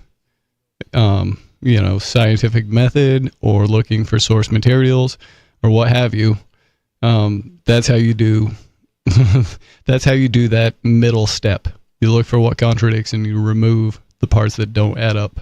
I also think that, like, gut feelings have a lot to do with it, because if you just think, oh, like the example of the jury, I just got jury duty in the mail, and my first thing I want to do, my first decision I want to make just right off the bat is to say guilty, instead of giving yourself time to process and think about what you want to do, and then actually, there's also the part of actually going to the trial before deciding that. Let your gut feelings lead you way more than just what you think you should do. Yeah. Because you could think that, oh, this thing that I've always thought I would do is the right thing to do. And then when you're actually in the situation, your gut might tell you something is not right and you shouldn't do that thing just because you've been always told to do it by the government or whatever, you know? Well, we've all been, like we've talked about earlier on the show, we've been propagandized, and we've essentially lost track of how to think for ourselves and how to pay attention to our gut, our inner knowing, if you will. And that's been done by spiritual authorities, government authorities, and so to get back to get back to listening to our gut or our intuition is something we should all strive for. Another way this has been talked about is a dual thinking system in our brains, where we have one system that thinks fast and one system that thinks slow. And your slow system is for contemplating systems and long form things, whereas your quick thinking system is for, avoiding the target or making a split second decision. That makes a lot of sense. Like when you're driving, you might get taken over by something and just be able to do a thing without even thinking about it. So of course it's necessary, but you don't want to just live your whole life making everything every decision in a split second. Mm-hmm. It's kind of interesting you say it like that, because just the other day I was listening to Andrew Huberman, which isn't like my favorite person to listen to or something, but somebody sent me an article a video where he explained like the gut-brain connection, and he explained a whole bunch of stuff about just like how the gut works that I didn't know. And one thing he was talking about is he said that there are tons of situations in the body, not just the gut, where there's a slow and a fast way of doing the same thing and both work at the same time. And I was like, that's really interesting. And that totally checks out with what you're saying. Mm-hmm. In the situation where what he was saying, he was talking about like enzymes being created, and he was talking about how they're created on the spot, but also how your brain will it's a slower situation where your brain's like the pituitary starts sending out these hormones that go and do this and then that and then turn into this, and it's a chain thing. But both those are happening at once, so you have like a backup. But yeah, anyways, it's weird when you like learn something about something and then it applies somewhere else. Interesting. Yep. So I just kind of said it. But we were updating the listeners about Ian, and basically what does all it mean? When's each side went up and got asked questions? Yeah, so by the way, I guess I didn't actually finish that thought that I was saying earlier. The judge asked the prosecution, hey, so in the transcript, which definitely is good because now we know that they did read the transcript. Mm-hmm. In the transcript, it says that your witness for the IRS said that it's very possible Ian didn't know any taxes. So what's up with that? So like there were questions like that. Like they weren't just being like mean to Ian's lawyers and nice to the government lawyers. Thank God. Well, all it means is now we wait for these people to make decisions on whether or not they'll drop Ian's charges or not. And Ian's appealing all of them except for one, which I didn't know this until the Monday before the trial. So the most recent Monday is when I learned this. That Ian is not appealing the conspiracy charge. Oh, sorry, there's two conspiracies. So he's not appealing the conspiracy to launder money charge. Okay. And I don't understand the decision at all. So, ask Ian if you want. Sorry. I don't know why I said sorry. It just sounded rude the way I said it. So, like, when anybody who's wondering. When the judge's decision comes down, is it possible they grant him an appeal on some of the charges and not some of the others? Mm-hmm. It's possible that, there were 7 charges, 1 got dropped, so he has 6. I think that's the case. Unless there was 8, 1 got dropped, and now he has 7. But 4 tax ones, a conspiracy to launder money, the money laundering one got dropped, and then there is the running an unlicensed money transmission business and conspiracy to run a unlicensed money transmitting business. So that is 7. And he's appealing 6. And the thing is, the judges could say, we're going to drop 1 and leave the other 5, or we're going to drop 2 and leave the other 5. Oh, wait, dang it. Both of those don't add up to 7. It's not a good time to try to do math while doing the radio show. But yeah, they may decide to drop some and not others, though. And there's different ways it could pan out where they decide to drop some, and yet it doesn't affect Ian's sentencing. So that's unfortunate. Yeah. Because basically, let's say they just drop just the tax evasion ones. Well, the one that took the most time, gave him the most time in prison was the money transmitting ones, and the tax ones are just being run concurrent, and they're shorter sentences anyway. So I don't really think that would it would then get sent back to the same judge who sentenced him, and would that really weigh on him enough to where he'd want to change the sentence? It's possible not, but we also don't know that. Well, if this panel of judges wanted to allow Ian the maximum amount of leniency, what would that look like? Do we know? So there's two things. They would either say that they're going to send everything back to the judge for resentencing, or they will decide they're going to send everything to a new trial. Oh, that can be interesting. Okay. I don't even know if these judges are allowed to just drop it. Honestly, I'm not sure. I can't remember now. But if you go to the Future of Freedom Foundation and read what Jacob Hornberger put there, he made a video with his, as a longtime lawyer, professional opinion, but he doesn't have an opinion on what they're going to do. He was just saying, if this, then that, if they decide this, then that. He said it'll probably take them, what his guess is, like 2 months to make a decision at all. You said I could find that at Future of Freedom Foundation? Yeah. Okay. I think it's Future of Freedom Foundation. Keep wanting to add an S in there. And at the end, one of the judges said, well, we're going to move on to the next case, but can we have everybody that's not staying for these other cases and it was only here for Ian to leave? And so we all got to stand up and leave together. So I really liked that, because to me, it seemed like maybe he wanted to see who all was there for Ian, and that was really nice. Yeah, it sounds nice that Ian got a lot of support, because, when it comes to these sorts of cases, I'm sure not a lot of people want to support a criminal or someone who appears to be a criminal. So it's nice to see that, 24 people went down to Boston to support Ian in his case, because it shows a level of, hey, this man may not be as guilty as we think he may be. Right. Like, they probably get tons of cases that they hear where there's no one there supporting the guy. He's just in his prison cell writing up appeals, with his lawyer. And I'm not saying that makes them less innocent than Ian. I'm just saying that it probably says something to him that this is different. That people are out there saying, like, we don't like that this happened. So it was really nice that there was so much support. And Jacob Hornberger is just one of the best people I've ever met. He's like, oh, I wish he was my grandpa. Awesome. I really like Jacob Hornberger too. There was some talk of trying to get the national LP to run him as the presidential candidate. Well, I'd totally vote for him. I would vote for him too. That'd be really cool. I'd be tempted to break my spotless record of non-voting for a guy like that, because he is pretty good. He's awesome. He's very level-headed too, but his principles are good. Yeah, he's level-headed in the way that he never says, like, oh, all juries suck like me. Right. He is just like, well, we don't know what's going on in their heads. Like, he's very, like, giving people the benefit of the doubt kind of thing. Yeah, he's calm and polite. But even he, who always gives people the benefit of the doubt, said he looked at Ian's case and said he was being attacked and he's an innocent man, and it just seems like these prosecutors went after him with everything they could when really they had basically nothing, and it was shocking to him that Ian was found guilty. Yeah, the only logical thing that I can think of is that somebody had something personal against Ian, somebody with political power, because they sicked the FBI on him, say go investigate this guy and get him on something. I don't care what it is. They've been quoted as saying they could have died a ham sandwich. Yep. So it doesn't.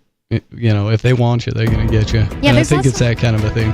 There's lots of talk right now during the all the stuff that's coming out about USAID, believe it or not, where people are saying, well, there's lots of evidence of the government saying find the man, then we'll find the crime, as opposed to find the crime and find the man, if that makes sense. That's like the saying that it's being said. Like, oh, we are going to find somebody and then pin something on him. It's Free Talk Live. More coming up. So the protection of life, liberty, and property is what the Free State Project is all about. But it's an effort to move 20,000 people who understand. It's about demonstrating to the entire country that, yeah, we can have a free market, a truly free market. Making it just a freer, great place to live.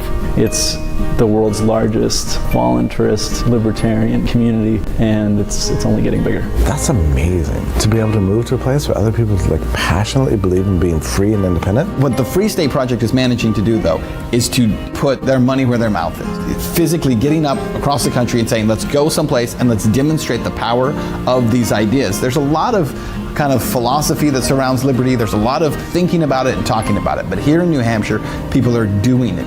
101 Reasons Liberty Lives in New Hampshire, a documentary by Free State Project Early Movers. Watch it free at 101reasonsfilm.com. 101reasonsfilm.com.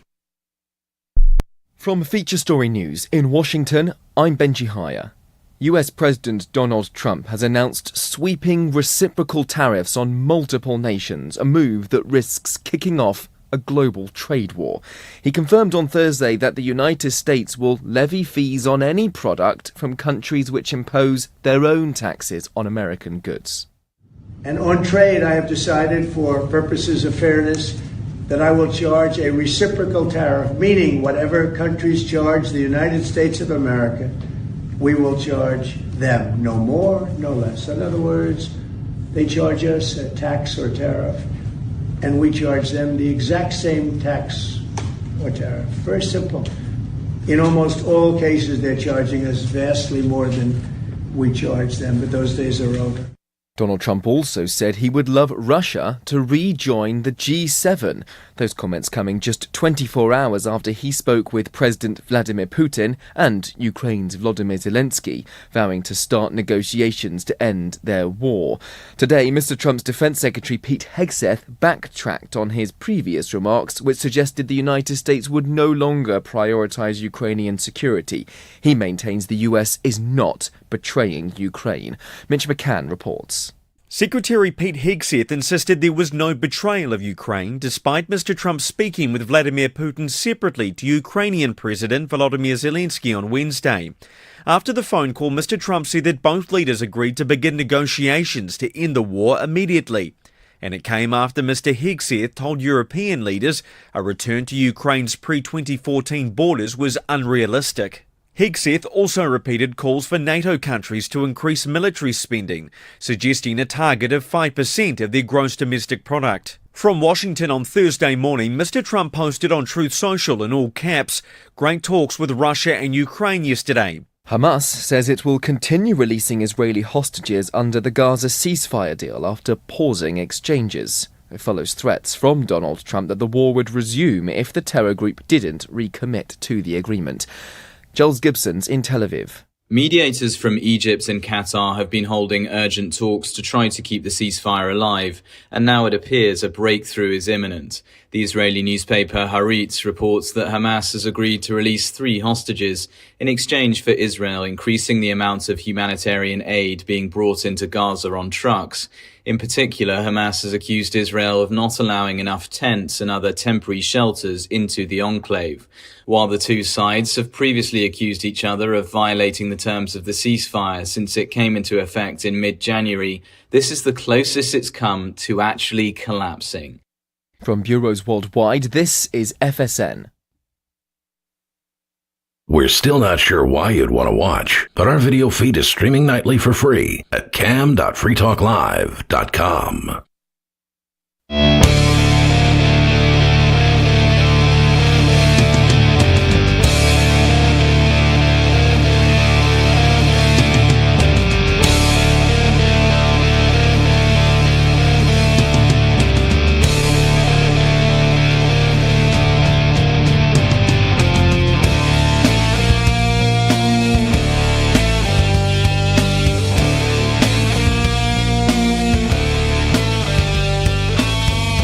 It's Free Talk Live, talk radio that you control, and 603-283-6160 is the phone number here. That's 603-283-6160.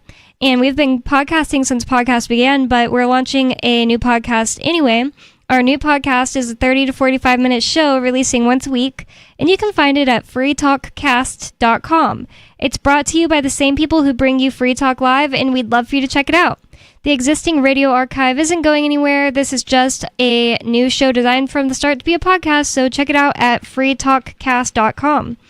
And with you on Free Talk Live tonight, you've got me, Bonnie. Riley. And Stu. Oh, and while we're doing announcements, next week we're having a new person on the show, but a guest, but in studio.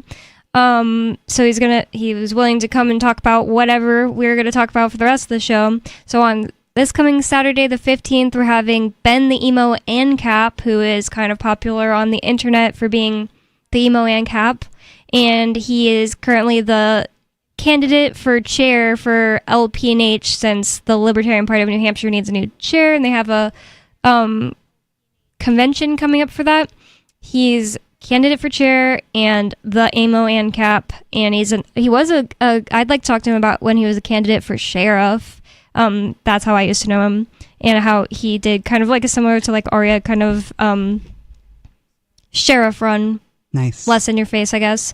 But it's Free Talk Live, and you can talk about whatever's on your mind. And tonight, the first thing we were about to get into, but we hadn't actually started yet, I want to know more of the facts about this, because, we have what Dana said was the truth, but the United States is beginning to fly migrants or immigrants. I don't know why. I just think I prefer the word immigrant. Like, why make a distinction? Like, oh, you're a migrant or an immigrant?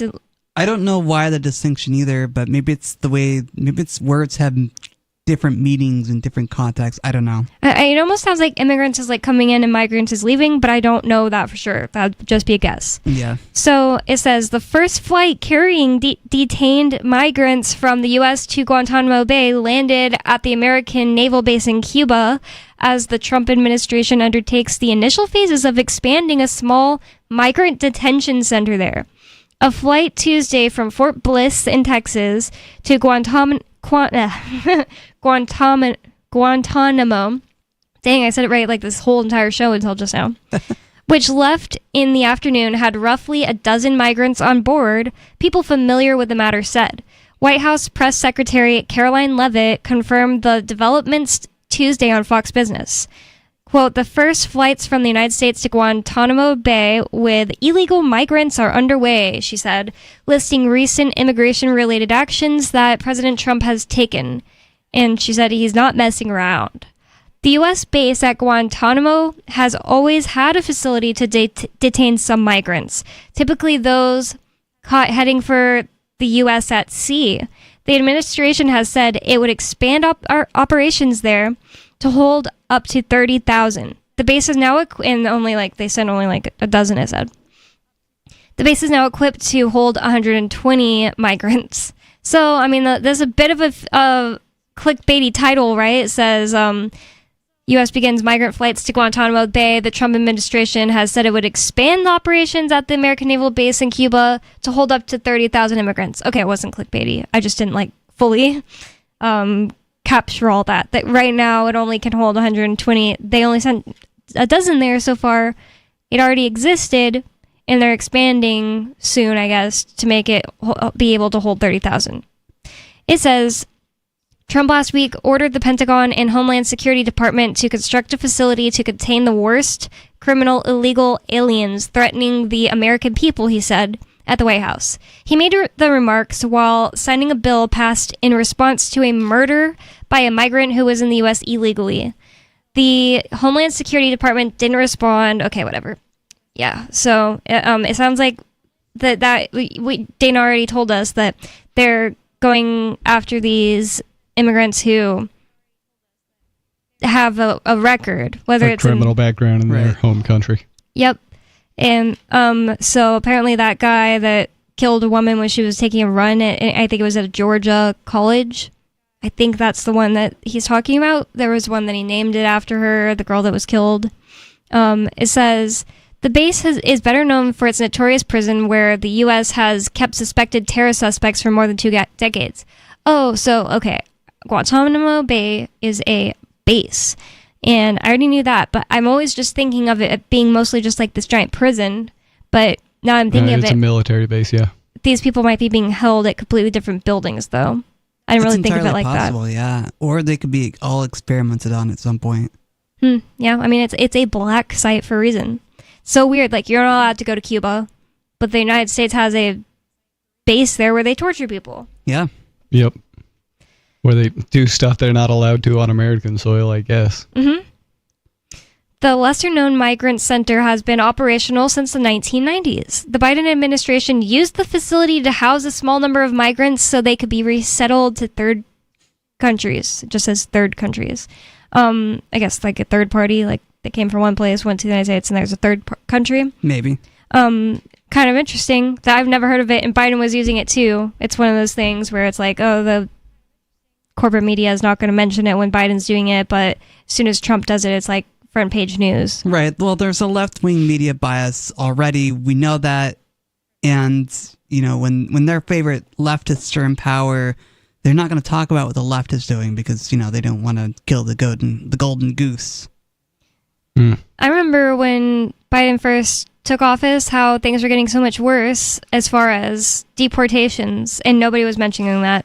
It's like the whole argument for why you're supposed to vote for Biden and not vote for Trump, allegedly, according to the leftists, was partially because Trump is going to do all these horrible things to immigrants, and then Biden starts immediately doing them, and crickets. Well, you can go back farther, too. A lot of people are forgetful, but the Clintons started building the wall in the first place. Whoa. I think I have heard that, but I hadn't heard much about the wall in a really long time. I don't even know if I heard Trump talking about the wall this time. Is he still planning on building it? I have no idea. I think I've heard a couple of, you know, him just like referencing the wall, but he hasn't made any major announcements for infrastructure builds. I saw a little like anime somebody made, a Trump related anime, and you know they're fighting, and then they are like, all right, now I'm gonna pull out my special power that I have. And his was like, he did, you know, like some kind of hand signs, and like a force field comes around him, and then a giant wall pops up in front of him. That's funny. He was fighting like Kim Jong-un. Wait, I don't remember if it the one that's alive now. Un or ill? Un. Okay. Un. Yeah. The chunky one. Well, so this is kind of interesting stuff. I just didn't know it went on at all. It says that the International Refugee Assistance Project revealed in a report last year through interviews with detainees and former staff that the center, which was characterized as a dilapidated building with mold and sewage problems, housed families with young children alongside single adults. Detainees were denied confidential phone calls, including with lawyers, and weren't allowed to reveal any accounts of mistreatment, the report said. Whoa. This is just, why are there children there? If this is supposed to be, don't worry, Bonnie, it's only the most horrible criminals. Why are there children there? These flights set the stage for egregious rights violations, indefinite detention, and crushing family separation, said Hannah Flam, interim senior director of policy for the International Refugee Assistance Project. The United States has a deplorable history of detaining different groups of people unlawfully at Guantanamo to avoid oversight in the public eye, and this latest chapter is no exception. Yeah, that's one big reason to talk about Guantanamo at all, because I feel like a lot of people you talk to don't know anything about it. Yep, I think that's true. And I don't even know how I guess I don't understand the whole argument for being able to do things at Guantanamo that you can't do in America. I've seen the practice camp set up at, there's an army camp at the south end of the Salt Lake Valley, right across from where they built the huge NSA data bank. Oh. I think it's called Camp Williams. But if you drive past there, I've driven past and seen that they have like this gigantic field out front, and I've seen it just set up with rows and rows of white A-frame tents. Is that like near Orem? Like they're practicing It might be near concentration camp type setup. Really? And it's kind of near Orem. It's on the other side of the lake. That's where I got my military ID last. I've been there. Okay. Like, weird. That's where they built the NSA data bank, and there's always a highway patrol car just sitting at the end of that driveway with its lights on, and it doesn't look like a spectacular building. Most of it's underground. I've never seen the NSA. I had no idea it was that close where I lived. Interesting. Yeah, I used to drive down there just to look around every once in a while, because there's a highway that goes right in between the two, and then you can look off to the left and see Camp Williams, and off to the right and see the NSA stuff. But I've probably driven like right by there if it's what I'm thinking of. If it's the same highway I'm thinking of. yeah, it's in. Never knew it was there. The name of that city is Bluffdale. Oh, I said Orem and I meant Ophir. Either way, we're just like talking about Utah places now. Yeah, Orem is the one just north of Provo, and that's kind of on the other side of Utah Lake from there. I forgot about the name Orem at all. It just like popped out of my mouth when I was thinking of a Utah place that started with an O. Why were we talking about the NSA thing? There was a reason. Oh, because we were talking about camps, and I was just saying that I didn't know why they need to use a military base in Cuba to do these things when they have plenty of bases in That's the US. a good point. There's lots of underground space at Dugway Proving Ground. I mean, I'm sure they're already doing things that they don't want the average person to know about there. So it's like, why are you telling them about this thing they're probably already doing? I'm just saying that, do they really need to do it in Cuba when they can do it underground in Utah? Right. Yeah, that's kind of the question I was asking. Yeah, interesting. It does spark an interesting question, and maybe they don't want to do certain things on U.S. soil, so it doesn't come back to them and haunt them later. So maybe they take them to Guantanamo and, use them for experiments or whatever they're going to do there to torture them or to control them or to destroy them, so that it doesn't come back to haunt them and they're not in the neighborhood of the United States anymore. Or maybe they just want us to believe that because they want us to believe, oh, they only do this to these few thousand people. And they have to do it in Cuba. And it's really way more rampant. Well, we do have a caller on the line, so I'm going to bring Gigi in. Okay, the computer says South Carolina, but that's wrong, right? Gigi, you're in North Carolina? No, it is South Carolina. Okay, then I fixed it. Hello, Mrs. Freeman. Hello, how are you? Good to hear your voice, dear. It's good to hear yours, Number too. one, Guantanamo is U.S. soil, technically, legally, territorially. So to say, I don't know who one of the hosts was who just said a moment earlier, maybe they use Guantanamo to be off U.S. soil. That is legally, territorially, and technically incorrect. Thanks for letting us know. My question for calling, pardon? Thanks for letting us know. Oh, I didn't mean that to sound like, being rude, but being a geography junkie and a former international relations professor, just one of my pet peeves. I say it lovingly. I love this program. Good. Okay. My comment. I am cracking up hysterical every day when I hear on the radio or read in the papers or watch all of the different news broadcasts, which I pride myself on, from ultra-liberal to ultra-conservative and things in between. Crazy, crazy, crazy complaining chronically of President Trump's executive orders and this and that. And I'm laughing while I watch it or listen or read it because he's not deviating from anything he promised he was going to do on the campaign trail. And once again, history shows a democratically elected politician kept his promises just like Adolf Hitler.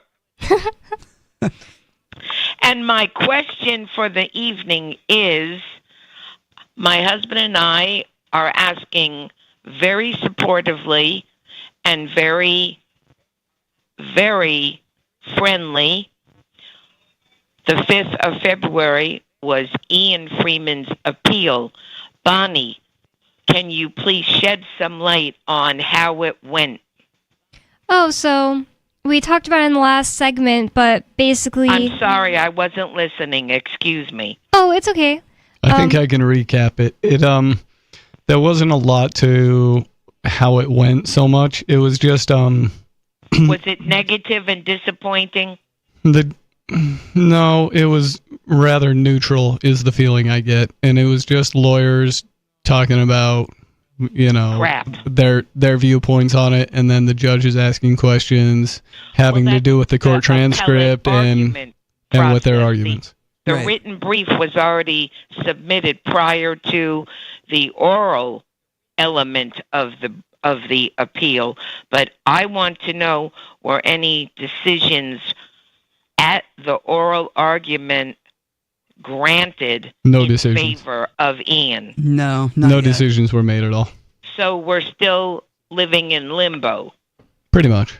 Yeah, that's basically all that the point was of that particular hearing, was just for the judges to be able to ask questions, and now they're back to deciding amongst themselves, or not amongst themselves, I think, for themselves. Well, the before they come out. appellate level has 3 judges, and they can dissent, they can agree, they can split decisions, generally between 2 and 3 weeks, depending upon the abundance of briefs that particular appellate court has to read and hear.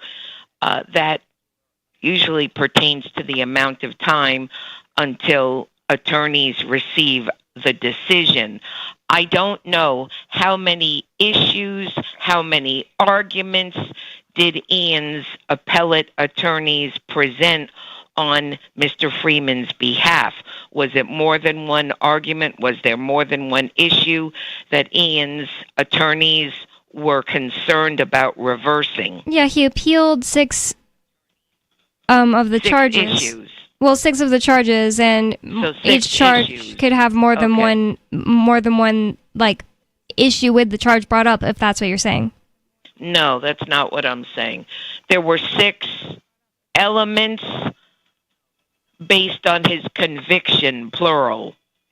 No, that's the thing. There were definitely more elements, because in just one charge, they were able to bring up, so here are elements that weren't, elements of each charge that weren't proven in court, and this is our argument about that. So, Well, then I'm very confused as someone who is published on the appellate level in 2 different states. If something is not on the original record, you are not legally permitted in any state to bring it up on appeal.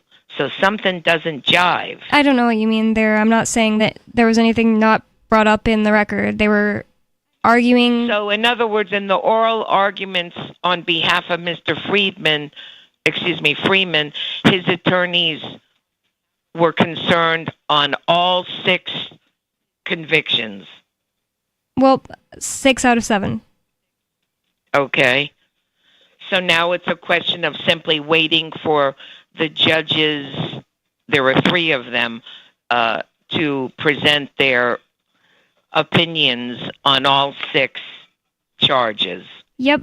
Some could be overturned, some could remain as is, some could be changed. They do have that power legally. All 3 judges. Well, basically, they would say where they're going to send it back, and they could completely drop them. They could send them back to the. Well, I don't understand why you're asking me. Yes, so like for the listener, I am familiar with the procedure in terms of appellate law. It is the same in every state and federal territory. My husband and I are simply very, very curious and rather perplexed, because the more federal charges we hear about convicted individuals, male or female, especially first-time offenders, we find the convictions, plural, against Mr. Freeman more and more bizarre. Well, it makes sense if it's just political persecution. Right. Well, quite honestly, we feel that Ian is the so-called bag boy, doormat, being used as an example. If you notice, the current administration, one of the family businesses is now crypto. Yeah, I have noticed. Where does that leave Mr. Freeman? We don't know. I am not saying that to be facetious. I say that in support of Mr. Freeman. Yeah, hopefully that leaves him in a better place, right? Do you know? Can you please tell me, Bonnie? Was that an issue raised at argument on behalf of Ian by his attorneys? What? That would be a violation according to what you said earlier, right? I'm not sure what you're asking. No, because that wasn't argued originally. A charge. I don't know what are you asking? What legal? What was your question? What was brought The up? fact that the Trump administration favors incorporating cryptocurrency as a legitimate form of capitalism, legal tenure, interacting in terms of mercantilism and capitalism, and that the Trump family industries also now include crypto as a business. No, they basically brought up that before 2021, which is when Ian was charged with things, yes, they hadn't said in Congress, this is how we classify crypto. And, correct. And he was being charged with crypto, assuming it was classified in a specific way.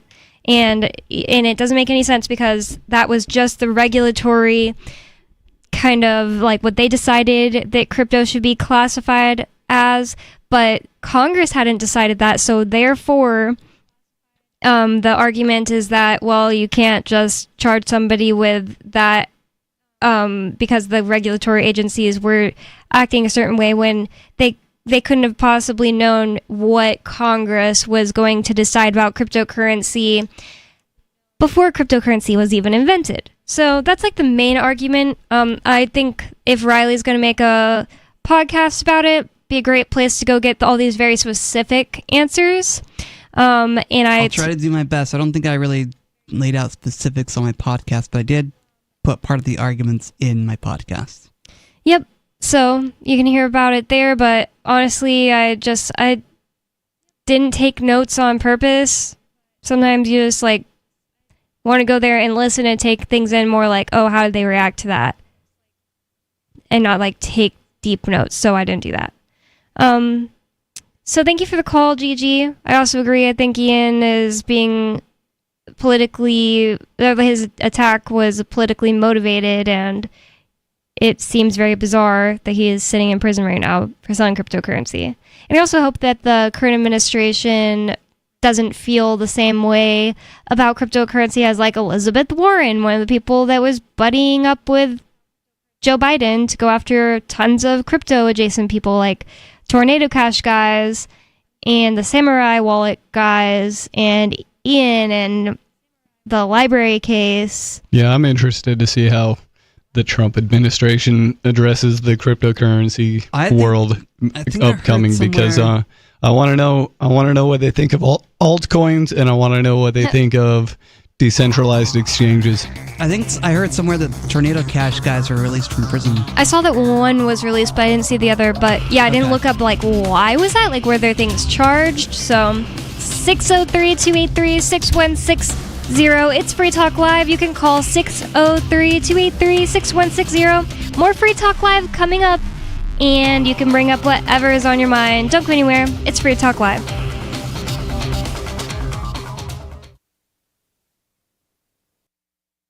If you're looking for work, there's a piece of paper more important than your resume. It's the cover letter attached if you're snail mailing, or the email to which you attach your resume. Make it 4 short paragraphs. Paragraph 1, say that you're applying for work. The person you're sending to gets a ton of mail about all sorts of things.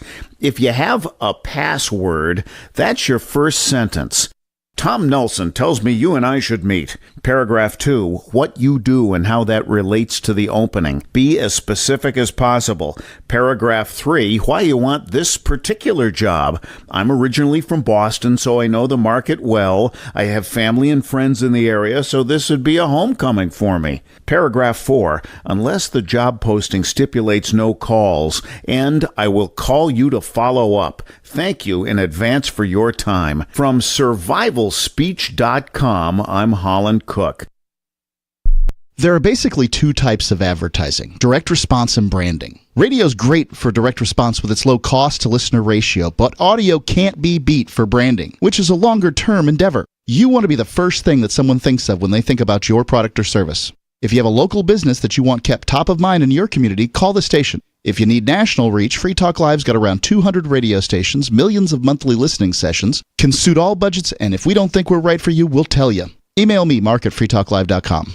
Tired of cancel culture? Sick of mega tech corporations holding an axe over your head? Join the LRN.FM Matrix chat server. It's self-hosted, so no one else can tell us what to do or say. Don't like the existing channels? You can make your own. You can even connect into some of our channels from other Matrix servers. It's federated. For the full LRN.FM Matrix experience, though, you should join our server via the step-by-step instructions at chat.lrn.fm. Chat.lrn.fm. The latest episode of Free Talk Live continues with Hour 3 up next after the news here at listen.freetalklive.com. From Feature Story News in Washington, I'm Benji Haya.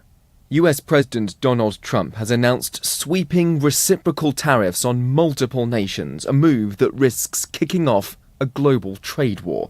He confirmed on Thursday that the United States will levy fees on any product from countries which impose their own taxes on American goods. And on trade, I have decided, for purposes of fairness, that I will charge a reciprocal tariff, meaning whatever countries charge the United States of America, we will charge them. No more, no less. In other words, they charge us a tax or tariff, and we charge them the exact same tax or tariff. Very simple. In almost all cases, they're charging us vastly more than we charge them, but those days are over. Donald Trump also said he would love Russia to rejoin the G7. Those comments coming just 24 hours after he spoke with President Vladimir Putin and Ukraine's Volodymyr Zelensky, vowing to start negotiations to end their war. Today, Mr. Trump's Defense Secretary Pete Hegseth backtracked on his previous remarks, which suggested the United States would no longer prioritize Ukrainian security. He maintains the US is not betraying Ukraine. Mitch McCann reports. Secretary Pete Hegseth insisted there was no betrayal of Ukraine, despite Mr. Trump speaking with Vladimir Putin separately to Ukrainian President Volodymyr Zelensky on Wednesday. After the phone call, Mr. Trump said that both leaders agreed to begin negotiations to end the war immediately. And it came after Mr. Hegseth told European leaders a return to Ukraine's pre-2014 borders was unrealistic.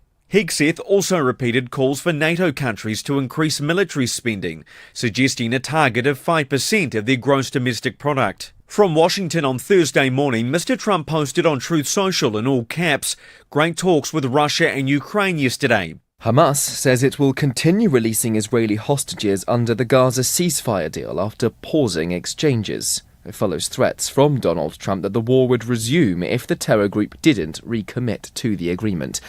Giles Gibson's in Tel Aviv. Mediators from Egypt and Qatar have been holding urgent talks to try to keep the ceasefire alive, and now it appears a breakthrough is imminent. The Israeli newspaper Haaretz reports that Hamas has agreed to release 3 hostages in exchange for Israel increasing the amount of humanitarian aid being brought into Gaza on trucks.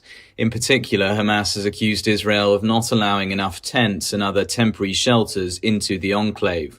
While the two sides have previously accused each other of violating the terms of the ceasefire since it came into effect in mid-January, this is the closest it's come to actually collapsing. From bureaus worldwide, this is FSN.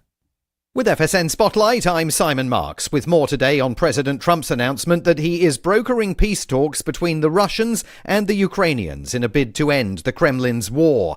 He spent 90 minutes on the phone on Wednesday with Russian President Vladimir Putin, laid down no preconditions for talks, and his defense secretary in Brussels indicated that there will be no possibility of Ukraine joining NATO and that Kyiv may have to cede territory to Russia in the negotiations. I do not think it was a smart way to begin this negotiation, because before talking to Putin about what might be possible, I think the president needed to have an understanding of where Ukraine had flexibility and where it did not. Steve Pfeiffer is a former U.S. ambassador to Ukraine. Any kind of a settlement that is being worked out is going to be judged on two main factors. How much territory does Ukraine have to succeed, if any? And second, what kind of security commitments does Ukraine receive in return? I think it was unfortunate for the Secretary of Defense in Brussels to say it's unrealistic for Ukraine to get back to the 1991 borders. That may be true, but why say that publicly? That seems to be giving away some bargaining leverage that could have been useful in terms of trying to put Russia to become more accommodating and moving off some of its more outlandish demands. But the Trump team is in a hurry, saying they want to solve the Ukraine crisis so they can stop getting distracted by events in Europe and concentrate instead on Chinese expansionism in the Asia-Pacific region. With FSN Spotlight, I'm Simon Marks. A reminder of our top stories. US President Donald Trump has announced sweeping reciprocal tariffs on multiple nations, a move that risks kicking off a global trade war. He also said he would love Russia to rejoin the G7. And Hamas says it will continue releasing Israeli hostages under the Gaza ceasefire deal after pausing exchanges. That's the latest feature story news. I'm Benji Hire in Washington. Several weeks after the car accident that resulted in the death of his longtime friend Matthew Abrams, local man Keith Bisbee told Onion reporters today that he isn't sure how much longer he should continue using the photo of his deceased friend as his profile picture on Facebook. People can't really expect me to keep this up forever, right? Bisbee told reporters he felt like he had done more than his part to preserve the young man's memory. Bisbee added, however, that he had no idea when to go about changing his profile picture. I'm pretty sure nobody would judge me if I went ahead and changed the photo right now. Matt wouldn't expect me to still have a picture of him up. I mean, I wouldn't expect that of him. You know, I should just do it. Maybe I can go online later tonight when nobody's on. But his girlfriend gets home late from work. I don't really want to seem disrespectful. Maybe I could do it tomorrow morning, or... At this time, Bisbee has reluctantly changed his profile picture to an image of a gay rights equal sign and is, quote, just waiting to see what happens next. This is the Onion News Network. You can help spread the ideas of liberty with our Patreon for just $5 per month at amps.freetalklive.com.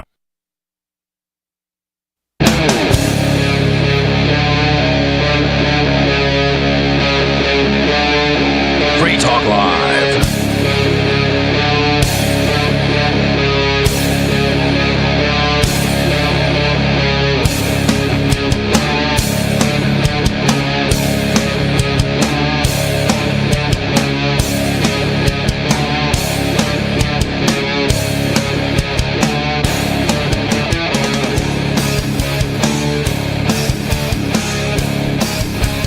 It's Free Talk Live. Talk radio that you control in 603-283-6160 is the phone number. That's 603-283-6160. And are you tired of the oppressive rules and moderation of the big tech social media sites?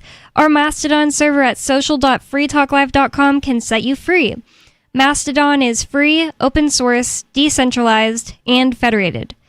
Multiple apps are available for iOS, Android, Windows, Mac, and Linux. Social.freetalklive.com.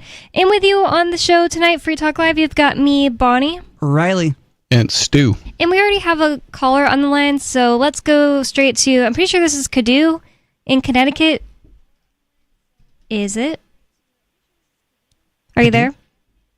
I'm not Kadu, but did you press the wrong button? Nope, I didn't press the wrong button. I just, for some reason, thought this name was Kadu. My bad. What's your name and topic, please? So my name is Matthew. I'm calling because I normally don't call, but I heard Gigi called in, and it really makes me question if she knows how international relations work, because she's completely wrong on Guantanamo Bay. So Guantanamo Bay is Cuban soil. It's Google told me the same. Cuba. It's recognized by both Cuba and America as being Cuban soil. It's just that America administrates it. And they say they have jurisdiction there, like the United States claims jurisdiction, but that doesn't mean that it's U.S. soil, so you're right. They have a jackboot lease similar to the Hong Kong or Shanghai situations. Yeah, and it's interesting because they actually, so the U.S. pays Cuba. They send a check every year. I can't remember what the amount is, but Cuba refuses to cash it because they don't see the lease as being valid, even though it's been enforced since I think it's 1905. Wow. So it's been around for a while. Whoa. But so the thing that's surprising about that is that Gigi claimed her authority by saying like she's an international relations person, and so that's what she knows about. So now when she talks about being an appellate lawyer, it kind of calls into question her expertise, because like that fundamental fact being wrong seems to indicate that she may not know what she's talking about. Yep, seems like that should be a pretty easy one. It seemed wrong to me too, and I should have looked it up in real time. I looked it up but forgot to mention it on the air, and I was just thinking maybe she kind of got something, like when giving her the benefit of the doubt, maybe she kind of got it mixed up in that they say they have jurisdiction there. That's not the same at all. Well, so the thing that's surprising is because that's why all the people, like all the people that are being quote unquote tortured, are in Guantanamo Bay, because it is not U.S. soil. The entire reason why the Gitmo prison complex exists is because it's not U.S. soil. So, like, the fact that she doesn't seem to understand that, like, that's the fundamental argument of why that entire infrastructure exists. It's just kind of strange. I thought that was the case, and I think it's kind of stupid. And they should just, if they're going to torture, they should just do it, and wherever. Well, the United States, it seems, is all built on this facade. Like, as long as the people think a certain way, like they think they're free, then things work better for them in their way. I mean, in their view. If I may, if I can pivot to something that came up after I called. Sure. So you mentioned Elizabeth. I think Stu mentioned Elizabeth Warren. Did any of you happen to see the RFK hearing confirmation for where Elizabeth Warren stepped in it in a big way? No. So basically, she talked about, she wanted him to promise that he wouldn't accept any money from pharmaceutical companies if for 5 years after he left government service. And he said, absolutely not. Like, I don't even think they'd pay me, because they hate me. I hate them. I sue them all the time. And then she asked him to promise that he wouldn't sue pharmaceutical companies for negligence. And he said, that's the dumbest promise I've ever heard. Why would I promise not to sue pharmaceutical companies that are injuring people? It's just crazy to see how things have flipped in the Trump administration. I did hear the Bernie Sanders part of that confirmation hearing, and RFK was not shy about telling Bernie Sanders that he was one of the biggest offenders of taking this big pharma lobby money, and Bernie had some non sequitur arguments and a bunch of fallacies to throw at him, call him an anti-vaxxer, all of that good stuff. Yeah, well, it's funny because like Joe Rogan harps on it a lot, where he points out the fact that when you look at legacy media companies, so like the big television stations, the big internet companies, all of them make 60 to 70% of their revenue from pharmaceutical companies. So brought to you by Pfizer. Yeah.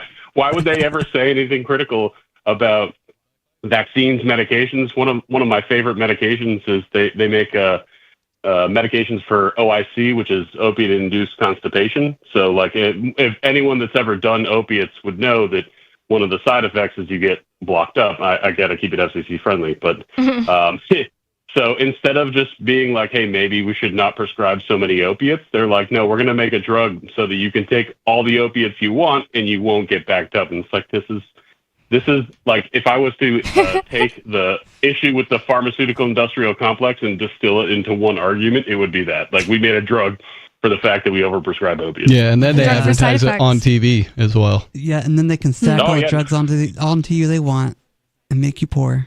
I think it's one of 2 countries in the world that allows this type of terrible advertising, where they're like, ask your doctor. Like, shouldn't my doctor be asking me?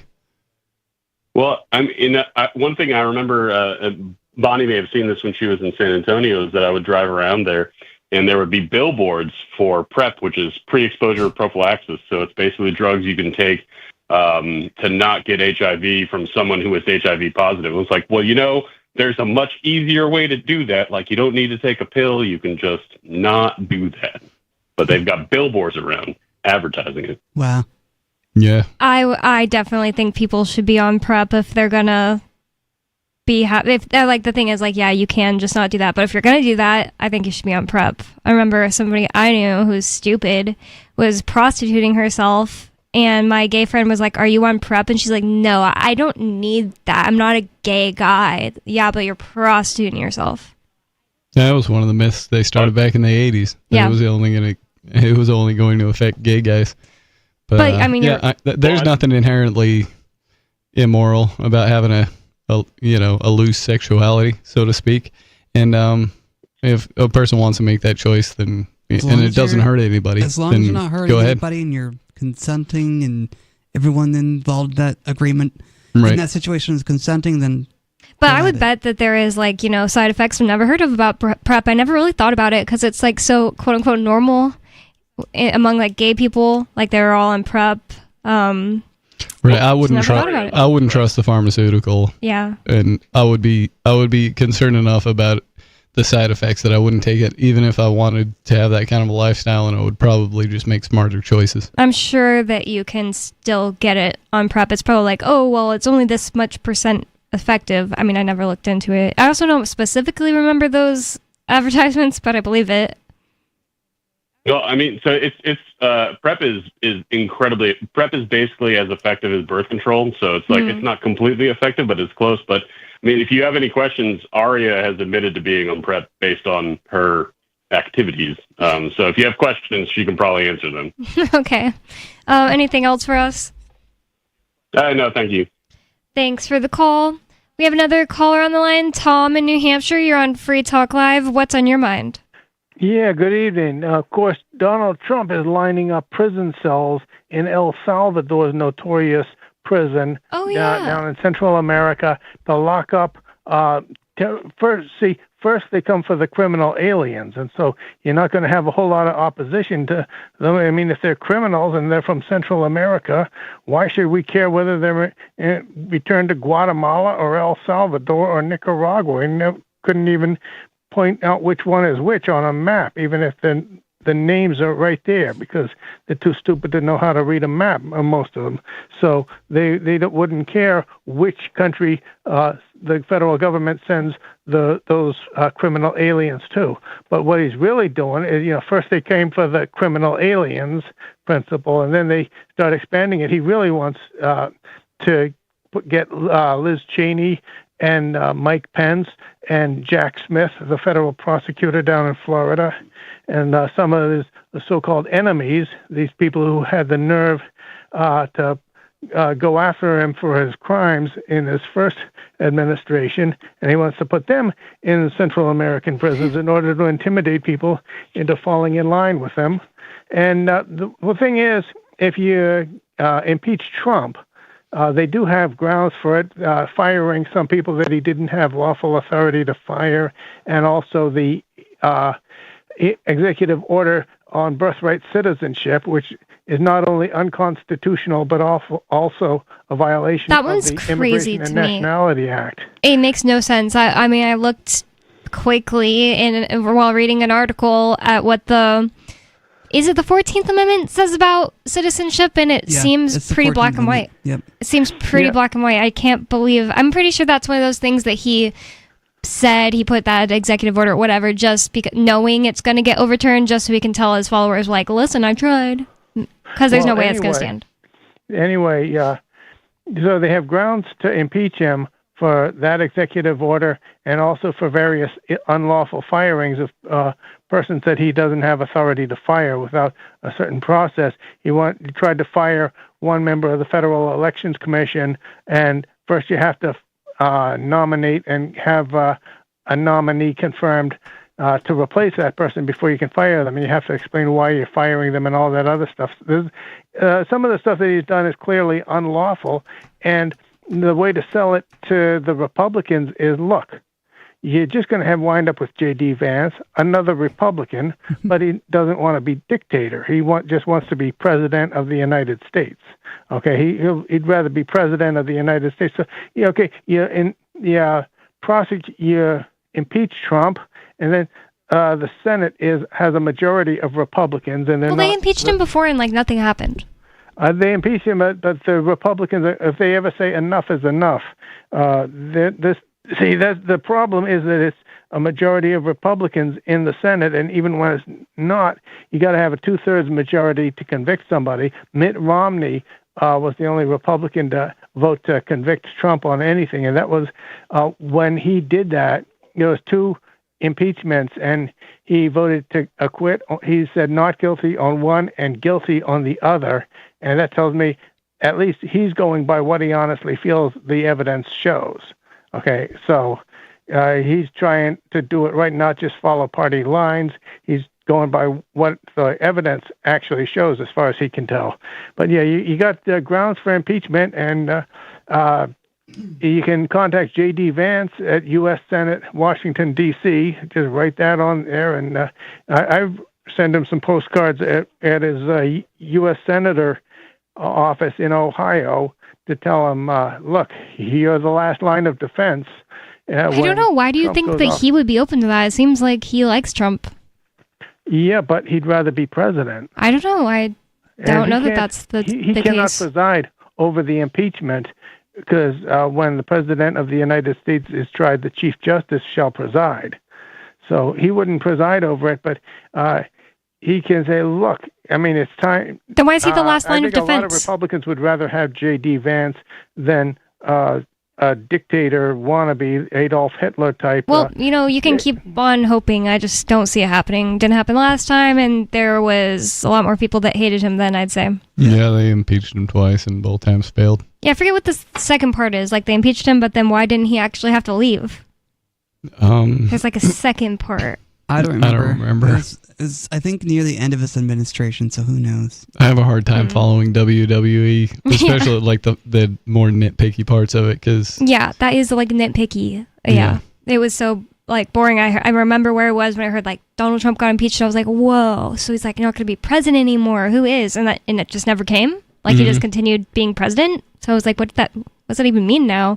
Oh well, kind of. I just kind of don't care. I don't. Well, here's one thing I'll say.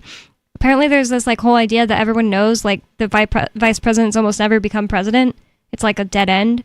So unless you're like, if you really wanted to become president, I don't think you would go that route. Like, oh, I'll become vice president, and then hopefully Trump will get impeached.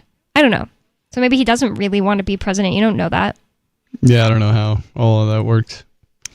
Yep. I mean, like obviously, if Trump got killed, then he'd be president. But I don't know. For whatever reason, vice presidents don't usually become president like in any other way. Apparently it's happened before, but whatever. Seems like a lot of times vice presidents run for president later and then lose. I don't know. Al Gore did it, and then recently, Kamala did it, and I don't know. That's just kind of how it seems to me, but. And it was like so. It was a really special, I guess you'd say, situation with Kamala running. It wasn't like a normal situation. So I'm getting this to myself so we can read this story that you sent us to. What is this? What's the topic of what we're about to talk about? Basically, why did it interest you? Is that the Roger thing? Oh, you just sent me the thing about Roger. So yeah, we did need to mention this. Yeah, Roger had possibly his last interview in freedom because he lost. Whoa. He was denied his appeal on extradition. Wow. And so he expects to be picked up and hauled off to America anytime now to face, I don't know, more than 100 years worth of charges that they've stacked on him. That's absolutely absurd. That's horrible. Getting extradited. I remember somebody saying that he just fears that he will never leave prison if he ends up being extradited. Now he's basically just sitting there waiting to be extradited. It says a Spanish court rejected Ver's appeal to extradition. Extradition to the U.S. could happen any time. And then he was interviewed, as you said, by Alex Jones. It says Alex Jones calls on the president to pardon Ver. I hope that he pays attention to Alex. I hope that that's something that that'll get to him. I feel like if Alex Jones says something to the president, it might get to his ear. Maybe, but Alex Jones. Well, Alex Jones has a lot of listeners, so if his listeners take this up as one of their pet projects, then they might make a big enough wave. But yeah, who knows? But who knows how this Musk one goes. might have more influence, and Musk has already said that it pays to be a member of the club, so to speak. Yeah. I don't know if he has more. As part of this interview, I didn't get to watch the whole thing. I didn't have enough time, but in part of it, he addressed that and said that he doesn't consider himself like he doesn't want to be outside of the club. He just feels like he was chased out. Mm-hmm. And he's got a good argument for that because they've been after him for a really long time. That is a good point, yeah. They the ATF busted down his door for selling explosives because he had an online fireworks sales company. Yep. How absurd. How absurd. Yep. That was an important update we needed to bring up that, Roger Ver is being extradited to the United States pretty much any time now. Very sad. It's just like things get a whole lot worse for you as soon as you're extradited when you have the Eye of Sauron on you. Yeah, pretty much. So, glad we brought that up and were able to tell people about it. This is from the Wall Street Journal. Their question is, where's Doge when you need it? And their idea is basically they think that Trump isn't going after the most important things using Doge, meaning the Department of Government Efficiency. So I want to see what they think is so ancillary about what Doge is doing, and what do they think he should actually, like the president and Elon should actually be going after. And apparently they're 19-year-old cronies. They're not cronies. I don't know why I said cronies. That implies like that they're criminals. I guess I meant to say like their team, but cronies came out. Yeah. Well, cronies makes a lot more sense there. Yeah. Well, whenever I'm talking about the government, I often say stuff like that. So maybe you meant to say groupies. Maybe. So, no, I actually think that those people are kind of cool because they I don't know if they're hackers or what, but they used internet and AI skills to audit a government entity and find where they were doing spending money on stupid things. So I actually really didn't mean to call them cronies. I just I thought of group or something like that. So Elon Musk and the White House are moving fast to shrink the bureaucracy, or at least the easy targets, is what Wall Street Journal says.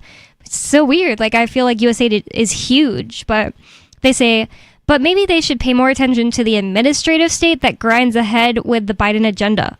Consider the Justice Department's antitrust lawsuit last week seeking to block Hewlett-Packard Enterprises' $14 billion acquisition of Juniper Networks. Do you guys know anything about this? Because I don't. No, I don't know anything about it either. Biden Assistant Attorney General Jonathan Cantor reviewed the deal but didn't pull the trigger before leaving. So why is the Trump administration going ahead?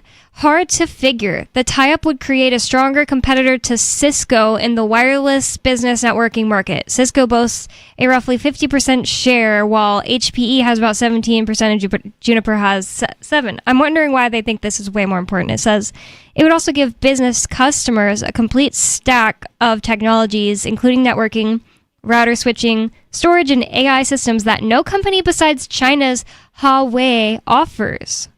Interesting. Huawei is banned in the US for national security reasons. Many businesses prefer to use one company for all technology solutions.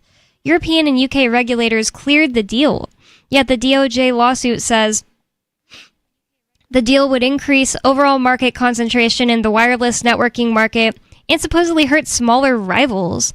Who are these small fry? Big businesses like Fortinet and Arista that compete with Hewlett-Packard Enterprises and Juniper across a range of other technologies. All this makes the Trump administration's attempt to block the deal mystifying. Mr. Trump tapped Omid Assefi to run the DOJ's antitrust shop until his nominee Gail Slater is confirmed. Mr. Assefi says HPE and Juniper seek to consolidate rather than to continue to compete as rivals in the wireless networking market. This sounds like the Biden neo-brandyisms, I don't know what that means, who jettisoned the consumer welfare standard that has guided antitrust laws for 4 decades. Because they want to consolidate instead of competing as rivals. Yeah. This is This is kind of the problem with deregulation, is it just makes bigger monsters of corporations. And I guess Trump's going along with it, or at least Mr. Anseffi is, or Assefi. Well, it's kind of what came out of the whole Ronald Reagan deregulation era. You just got more gigantic, powerful corporations. Interesting. That would be a really good angle. I mean, like, they said it would trickle down, but I haven't seen much of that. Neither have I. 603-283-6160. More coming up. Don't go anywhere. It's Free Talk Live.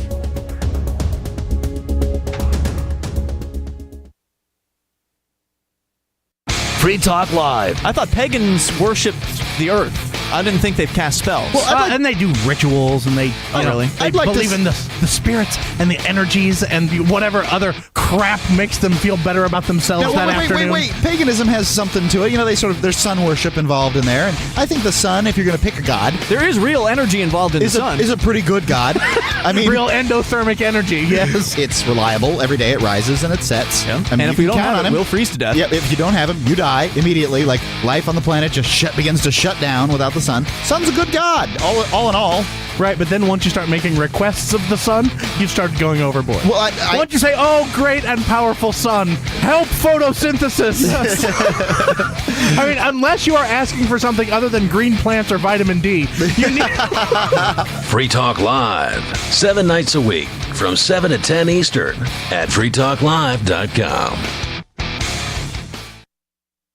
From Feature Story News in Washington, I'm Benji Haya. US President Donald Trump has announced sweeping reciprocal tariffs on multiple nations, a move that risks kicking off a global trade war.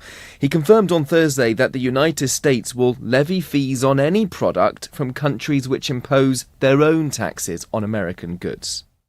And on trade, I have decided, for purposes of fairness, that I will charge a reciprocal tariff, meaning whatever countries charge the United States of America, we will charge them, no more, no less. In other words, they charge us a tax or tariff, and we charge them the exact same tax or tariff. Very simple. In almost all cases, they're charging us vastly more than we charge them, but those days are over. Donald Trump also said he would love Russia to rejoin the G7. Those comments coming just 24 hours after he spoke with President Vladimir Putin and Ukraine's Volodymyr Zelensky, vowing to start negotiations to end their war. Today, Mr. Trump's Defense Secretary Pete Hegseth backtracked on his previous remarks, which suggested the United States would no longer prioritize Ukrainian security. He maintains the US is not betraying Ukraine. Mitch McCann reports. Secretary Pete Hegseth insisted there was no betrayal of Ukraine, despite Mr. Trump speaking with Vladimir Putin separately to Ukrainian President Volodymyr Zelensky on Wednesday. After the phone call, Mr. Trump said that both leaders agreed to begin negotiations to end the war immediately. And it came after Mr. Hegseth told European leaders a return to Ukraine's pre-2014 borders was unrealistic.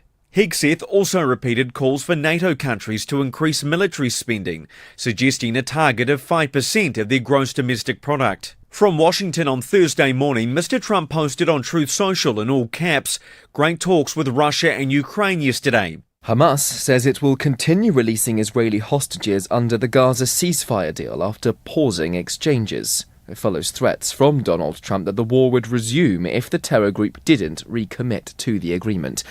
Giles Gibson's in Tel Aviv. Mediators from Egypt and Qatar have been holding urgent talks to try to keep the ceasefire alive, and now it appears a breakthrough is imminent. The Israeli newspaper Haaretz reports that Hamas has agreed to release 3 hostages in exchange for Israel increasing the amount of humanitarian aid being brought into Gaza on trucks. In particular, Hamas has accused Israel of not allowing enough tents and other temporary shelters into the enclave. While the two sides have previously accused each other of violating the terms of the ceasefire since it came into effect in mid-January, this is the closest it's come to actually collapsing. From bureaus worldwide, this is FSN. Yep, we still do email. Drop your email address in the entry box at freetalklive.com, and you'll be kept in the loop with Free Talk Live.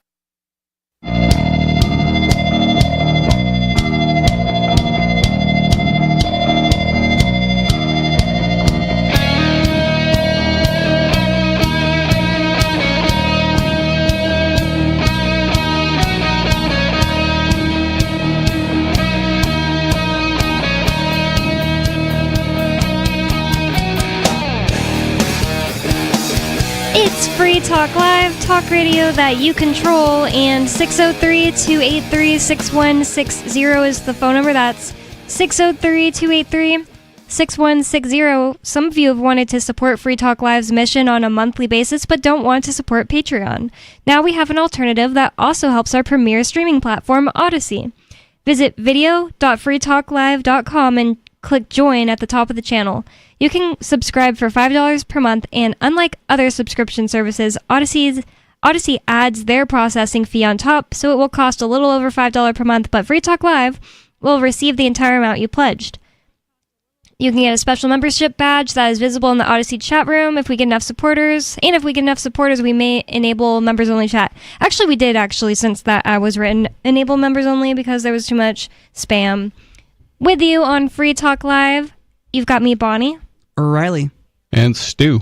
And you can call 603-283-6160 to get in on the conversation with us. We have a caller on the line, so let's go to the phones. David in New Mexico, you're on Free Talk Live. What's on your mind? Stuff. Law, Bonnie, law. And I changed the lyrics for you. Mm-hmm. It's now, let the Bonnies hit the floor, let the Bonnies hit the floor. Yeah, I used to think about that every time I heard that song. I was like, oh, if I just think of it that way, it sounds like it. The dance floor.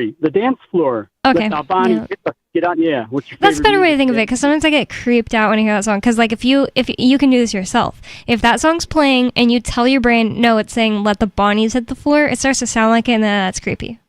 For me. No, as Bonnie. It's disco night at the gay bar, Bonnie. But now I'll think of it as as the dance floor, and that will make it better. Anything else? Yeah. Well, what's on your mind about law, David? What do you mean? Well, like Ian's appeal, and like impeachment, and like the 14th Amendment, and like the Immigration and Naturalization Act. That kind of law. What do you think about all this kind of law? Well, first of all, impeachment, let me answer your question. You were wondering, why was he impeached and then he didn't leave? Because impeachment just means that you're taken to trial, and then you have to be convicted, and he wasn't convicted. Oh. He was acquitted. Oh, wow. He was not impeached. The impeachment failed. I thought he was impeached twice, but he just wasn't convicted. Right. Impeached is like being charged, and then he was acquitted of the impeachment charges. That makes sense. Yeah. And let me also interject here. I got Chris Wade beat. He was like however old, and guess what, Bonnie? When I was in first grade, that makes me 6 years old, and they had us do the Pledge of Allegiance, and I had never had any discussion about it with anybody, and it occurred to me as they were making us do the Pledge of Allegiance that this is indoctrination, this is programming, this is brainwashing. They shouldn't be doing it, and we should have a choice. Mm-hmm. And I didn't have any problem with the United States, but that was just my assessment of the situation, being told that we would now put our hands on our hearts and pledge allegiance to the United States. Nice. I think that's cool, but I also don't know if you have Penguin beat, because I even if I said a specific age, I didn't mean that it was literally that. I was just guessing. I'm pretty sure since he can remember, it's the same thing. How about this one then? How about this one? When I was 18 months old, that's less than 2 years. Mm-hmm. When I was 18, you know Nikola Tesla, right? Yeah. Okay, so I'm 18 months old, and I'm in the living room of our apartment that we had at that time, and I'm looking at the little TV set sitting over there, and it's plugged in the wall. And the thought that's running through my head is, why does the electricity have to go through the wire? Why can't it just go through the air to what you want it to run? That is so cool. You've told me that before, because I told you about my about 1 year old dream I remember having, and you said you also had a less than 2 year old memory of a thought, and I think that is so cool. That's it was actually pretty cool. That was actually at the same. Yeah, the other thing I was telling you was it was the same age. I was the same age, 18. I just started. Well, no, that's not true. I was gonna say I just started walking, but that's not true. I wasn't walking all that well. It was really, really, really windy outside, and you know that thing. I mean, usually it's in a movie because it's not real, where somebody's walking into the wind and their body's at a 45-degree angle into the wind. Yeah. Yeah. Well, I told my mom when I was 30 some years old, I said to my mom, hey, I had this dream one time that I described the situation, and she looked at me with her face got all blank and her eyes wide, and she's like, that wasn't a dream. That really happened. I got caught out in the yard all by myself, and a windstorm came up, and I was literally like, I was trying to make my way to a clothesline pole to hang on to it so the wind wouldn't knock me down or blow me away or whatever. And I was like leaning into the wind, literally like at a 45-degree angle, because the wind was literally blowing like 60 miles an hour. Wow. That's so crazy. That's crazy. That was like that. The oldest I was. I might have been younger actually. I probably had just started walking because the electricity thing was after that, and I was probably about a year old when that. I just had been standing up and walking for I don't know, maybe a month or two. That's so crazy that you were able to stand up against the wind. Yeah, it was even crazier that it was pretty surreal. I mean, if you can imagine it being a little kid, and then literally, I remember looking down at my body and thinking, wow, this is really weird that you can like lean that far over and not fall down because the wind is holding you up. You were like a really weird baby, but I think it's cool. Yeah, it's pretty cool. I'm a really weird adult, Bonnie, so like nothing much has changed. What would you expect? Baby? I'm a weird adult, huh? What did you have to say about the 14th Amendment and the birthright citizenship stuff? Because I find it so crazy that Trump can say let me explain that one to you also, because and don't get mad because we're fighting now, okay, Bonnie? So here we go. Ready? Fight. Okay, so you were saying that the 14th Amendment is pretty clear. Yes, it's very clear that if a baby falls out of your vagina on U.S. territory, that doesn't automatically make that baby a citizen. And here's why. Because the 14th Amendment, just like the Second Amendment says, and it says that very clearly, and they try to bastardize that one as well, the 14th Amendment says, and subject to the jurisdiction thereof. Now, let me be a lawyer like Gigi and provide the proof. So, subject to the jurisdiction. So, like, if you're a citizen of Mexico or Guatemala or wherever... Oh, it does say and subject, so born or naturalized in the United States and subject to the jurisdiction, but you could claim you're not. That's right. So if I'm a woman and I get drunk one night and I stumble across the border, I don't know I'm in the United States, and my baby falls out of my vagina, and then like 18 years later, the United States comes along and says, I'm back in Mexico, and I completely forgot about that drunk I was on, and I got across the border and the baby fell out. I completely forgot about that, and then I'm down in Mexico, like 1,000 miles from the border, and the U.S. government comes knocking and says, son of Mrs. So-and-so, we're drafting you into the United States military because you fell out of your mother's vagina on our territory. That makes you ours. So get this uniform on and get on and go kill these people we tell you to kill. How do you like that, Bonnie? I'm not saying I like it at all. Okay, right. And it's also that's his way of illustrating that it's a ridiculous notion. Mm-hmm. Right, and also there is actually case law, as explained to me live. But the thing is, I also find it ridiculous that even if you have considered yourself a citizen, that you should be forced to do that. Yeah, true, but to keep the argument on the argument we were originally talking about, that's an example I like to use. Now I'm just saying I don't really think that is that example you just gave is like, oh, and therefore it's ridiculous that makes you a citizen. It could be the case that made you a citizen, and you should still be able to be like, nah, man, I don't want to fight in this war. So I don't know. I'm not saying I actually believe anybody's subject to the jurisdiction. And if you just say you're not, you should just not be. Like, why the heck is being in some desert under the Rio Grande make you subject to jurisdiction? How do you decide that? How do they decide it? True, but what we're trying to do here, Bonnie, is we're trying to supply an argument that they can't deny because it follows the logic and the law that they are using. But so if we use logic and law that they don't accept, they'll shut us down. So if we make an argument using logic and law that they have to accept, then they'll lose the argument. So let me give you a real life I'm case. just helping you out by poking a hole in it. That they would probably poke in it. Okay, well, thank you. Much appreciated. Okay, so let me give you a real life case that proves it probably better. because actually this won in a federal court. I was on the telephone with U.S. Rep. Paul Gosar from Arizona the other day, and he shared the case law that there was this exact thing happened. There was a French woman who was in the United States and dropped a baby out of her vagina, and then years later, when that baby was an adult, the U.S. government came to that baby that had fallen onto U.S. soil and said, "Hey, you owe us taxes."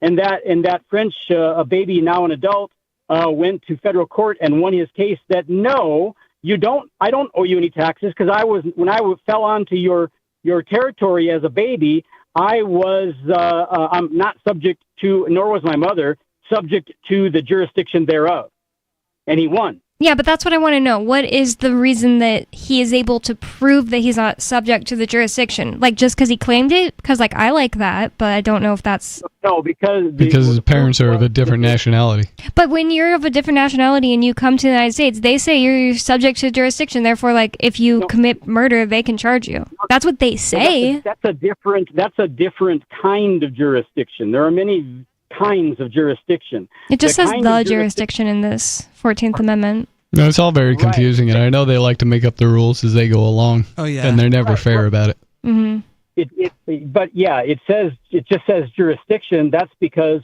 they, them, those, if you want to use Ernie Hancock, they, them, those know that in the context of a U.S. amendment, that jurisdiction means a certain thing. It doesn't have to do with common crimes like murder. Mm-hmm. They're talking about a different form of jurisdiction, and all of the legal people know that. And so that's the answer to that question, Bonnie. Interesting. That would be so interesting if you know that case to like Google it and find somebody who wrote up something about it. I can do that and get back to you on that. Also, Huawei. That's what somebody else already corrected me. I don't speak Chinese. Got it. I'm sorry, go ahead. Oh, I was going to say, but I know you're not necessarily insulting me, but I think the other guy was. Somebody said that. Probably. And one of the things that Gigi was trying to get out of you is, by the way, I did win an appeal at a state court of appeals, not a federal. But before I heard Gigi's call, in my mind, I was asking myself, okay, so Bonnie, what was the basis of the appeal? In other words, an appeal has to have a question. What is the question, the legal question that when you file the appeal that you want the appeals court to decide upon? So do you happen to recall, you said there were 6 different questions at a minimum. Do you remember what the questions of law that are at issue, that are at controversy, that were submitted to the... Pardon?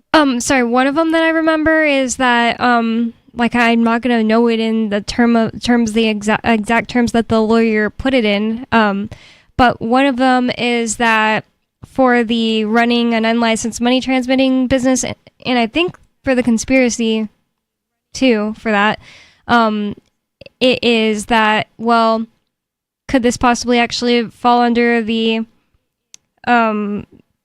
is it possible that because of the major questions doctrine that this is a major question because the government, the court can't just decide to put cryptocurrency into the term funds when the government has a law about funds, when that law went into place before cryptocurrency was invented, and then regulators just decided to claim that it falls under that. It's actually Patriot Act law. See what I'm saying? Kind of. If you want to clarify, feel free, or if you want to not approach that further, then that's fine. I can try to clarify. So basically, there was a law in 2001-ish. It was a Patriot Act, one of the Patriot Act things that got passed, that said, it's the Bank Secrecy Act. There we go. And it says something about the government having the ability to do this or that concerning funds. And the thing is, the government charged Ian with that Bank Secrecy Act law, even though it's a major question because there's a thing called the Major Questions Doctrine. They don't even know that Bitcoin falls under funds because of the fact that how could Congress, when they passed the Bank Secrecy Act, how could they have told the future and known that Bitcoin would exist? That they couldn't have possibly been meaning to include Bitcoin under the term funds, but yet regulations have just decided, oh, we already know that they would include it, and we're going to regulate based on the Bank Secrecy Act, but they shouldn't have had that power to do so. Got it. I get the gist of what you're saying, and I agree with you, and I don't know enough about all the intricacies of what had been previously defined and what remains yet to be defined and what they claim is defined but is not really defined. I'm not clear enough on all that, but I do agree with you on the general premise that there was not enough clarity to, established in law, in boilerplate, to say that Ian, to judge Ian by that, the boilerplate, because it really didn't exist, if that's what you're saying. Yep. Sounds like you understand what I'm saying. Yeah, so I agree with that. I don't think that was clear enough to decide on. One important point I do think, though, is somebody brought in the argument about that Trump is favorable to crypto, and there is a doctrine in law that if people are in prison for something that was illegal and now it's made legal, you can't, in good conscience or even legally, keep people in prison now that the law has changed. And in fact, there's precedent, I believe, that the drug people, when the law was changed, were then released because the laws had changed. Is that? That's a really good point to bring up, actually, because I appreciate you bringing it up, because Aaron Day just wrote an article for the Brownstone Institute, which you could probably find just by Googling Aaron Day and the Brownstone Institute, talking about how there was this executive order. It was 14067. I don't even know how I remember that. And it basically allowed them to start going, attempting to make a CBDC and going after crypto people. Don't know any of the language. You can Google Biden Executive Order 14067. And you can also look up Aaron Day, Brownstone Institute, and see his most recent article. And he is saying, it's so great that Trump is in office. He overturned that executive order of Biden's, and then he's released Ross Ulbricht, but there's more people that were gone after during Biden going after people after making that executive order that he thinks Trump should release as well, including Ian. He mentioned him by name. Right, yeah. I think that Trump, even if Ian was lawfully convicted, and I don't want to argue that he was or that he wasn't, because of the ambiguity that exists in that crypto world. I think that any prisoners that are imprisoned in the realm of crypto, notwithstanding where there are other aggravating circumstances, should just be commuted and start, and we should start with a clean slate. And the first thing you need to do is clarify everything so people know exactly, where things stand and there's no ambiguity. Another thing that they brought up was the fact that the government, apparently the Congress, did come together to clarify stuff that's was ambiguous about cryptocurrency in January 2021, even though Ian was charged with crimes that spanned from, I think, 2016 to January 2021, so it shouldn't have fallen under that. And so that's another thing that Ian's lawyers are arguing. And I think I know which one, but I'll let you answer.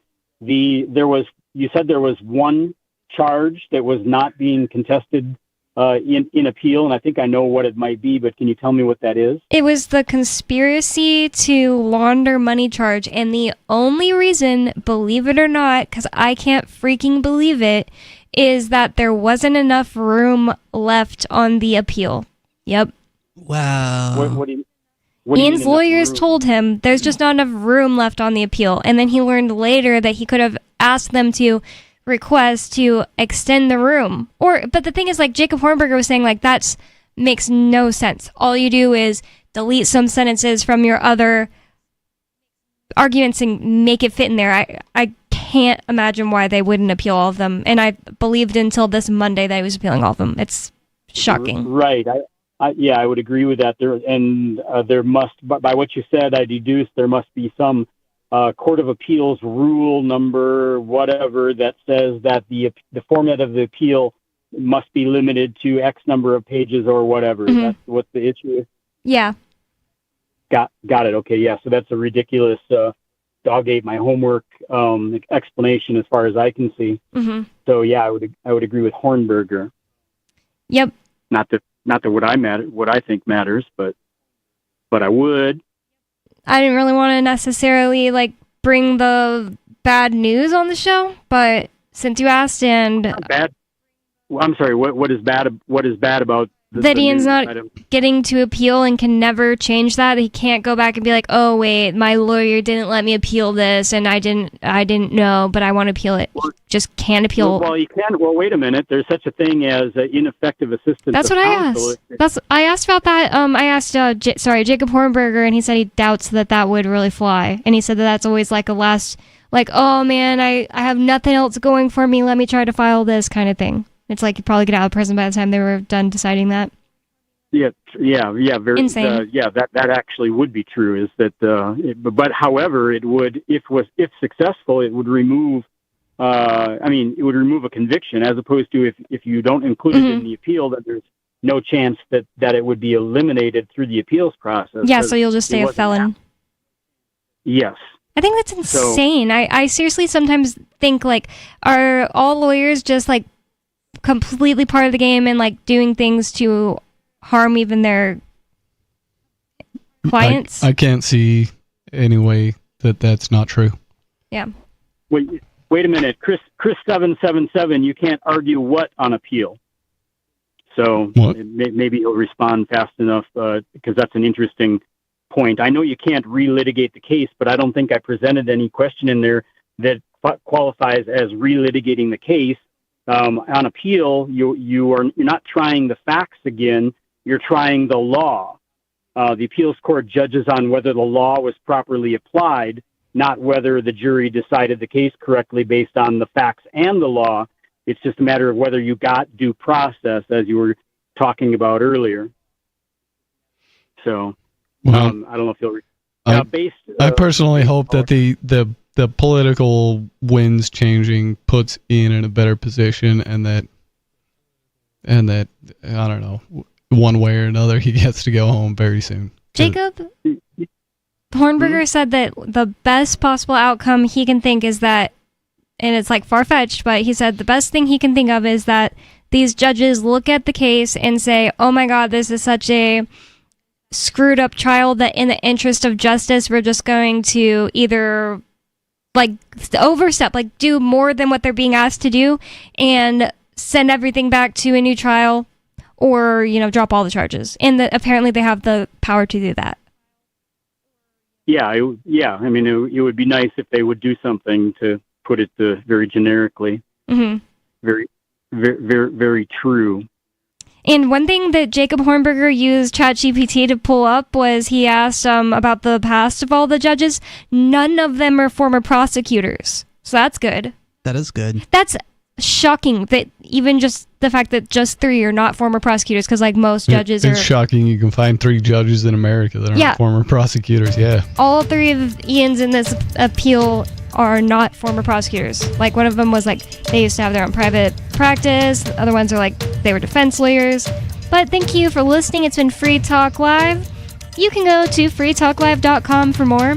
You can go to freeiannow.org to sign the petition to say that you think this is a travesty of justice and that Ian should be freed. Thanks for listening. Peace.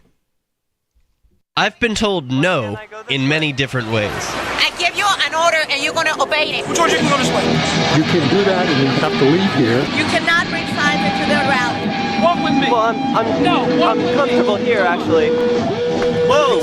Hey. Who do you think you are? Excuse me. There is no video and audio allowed in this office. No, I have work today. You ain't going to make it. Wait a minute. Now. Wait a minute. Forget the road.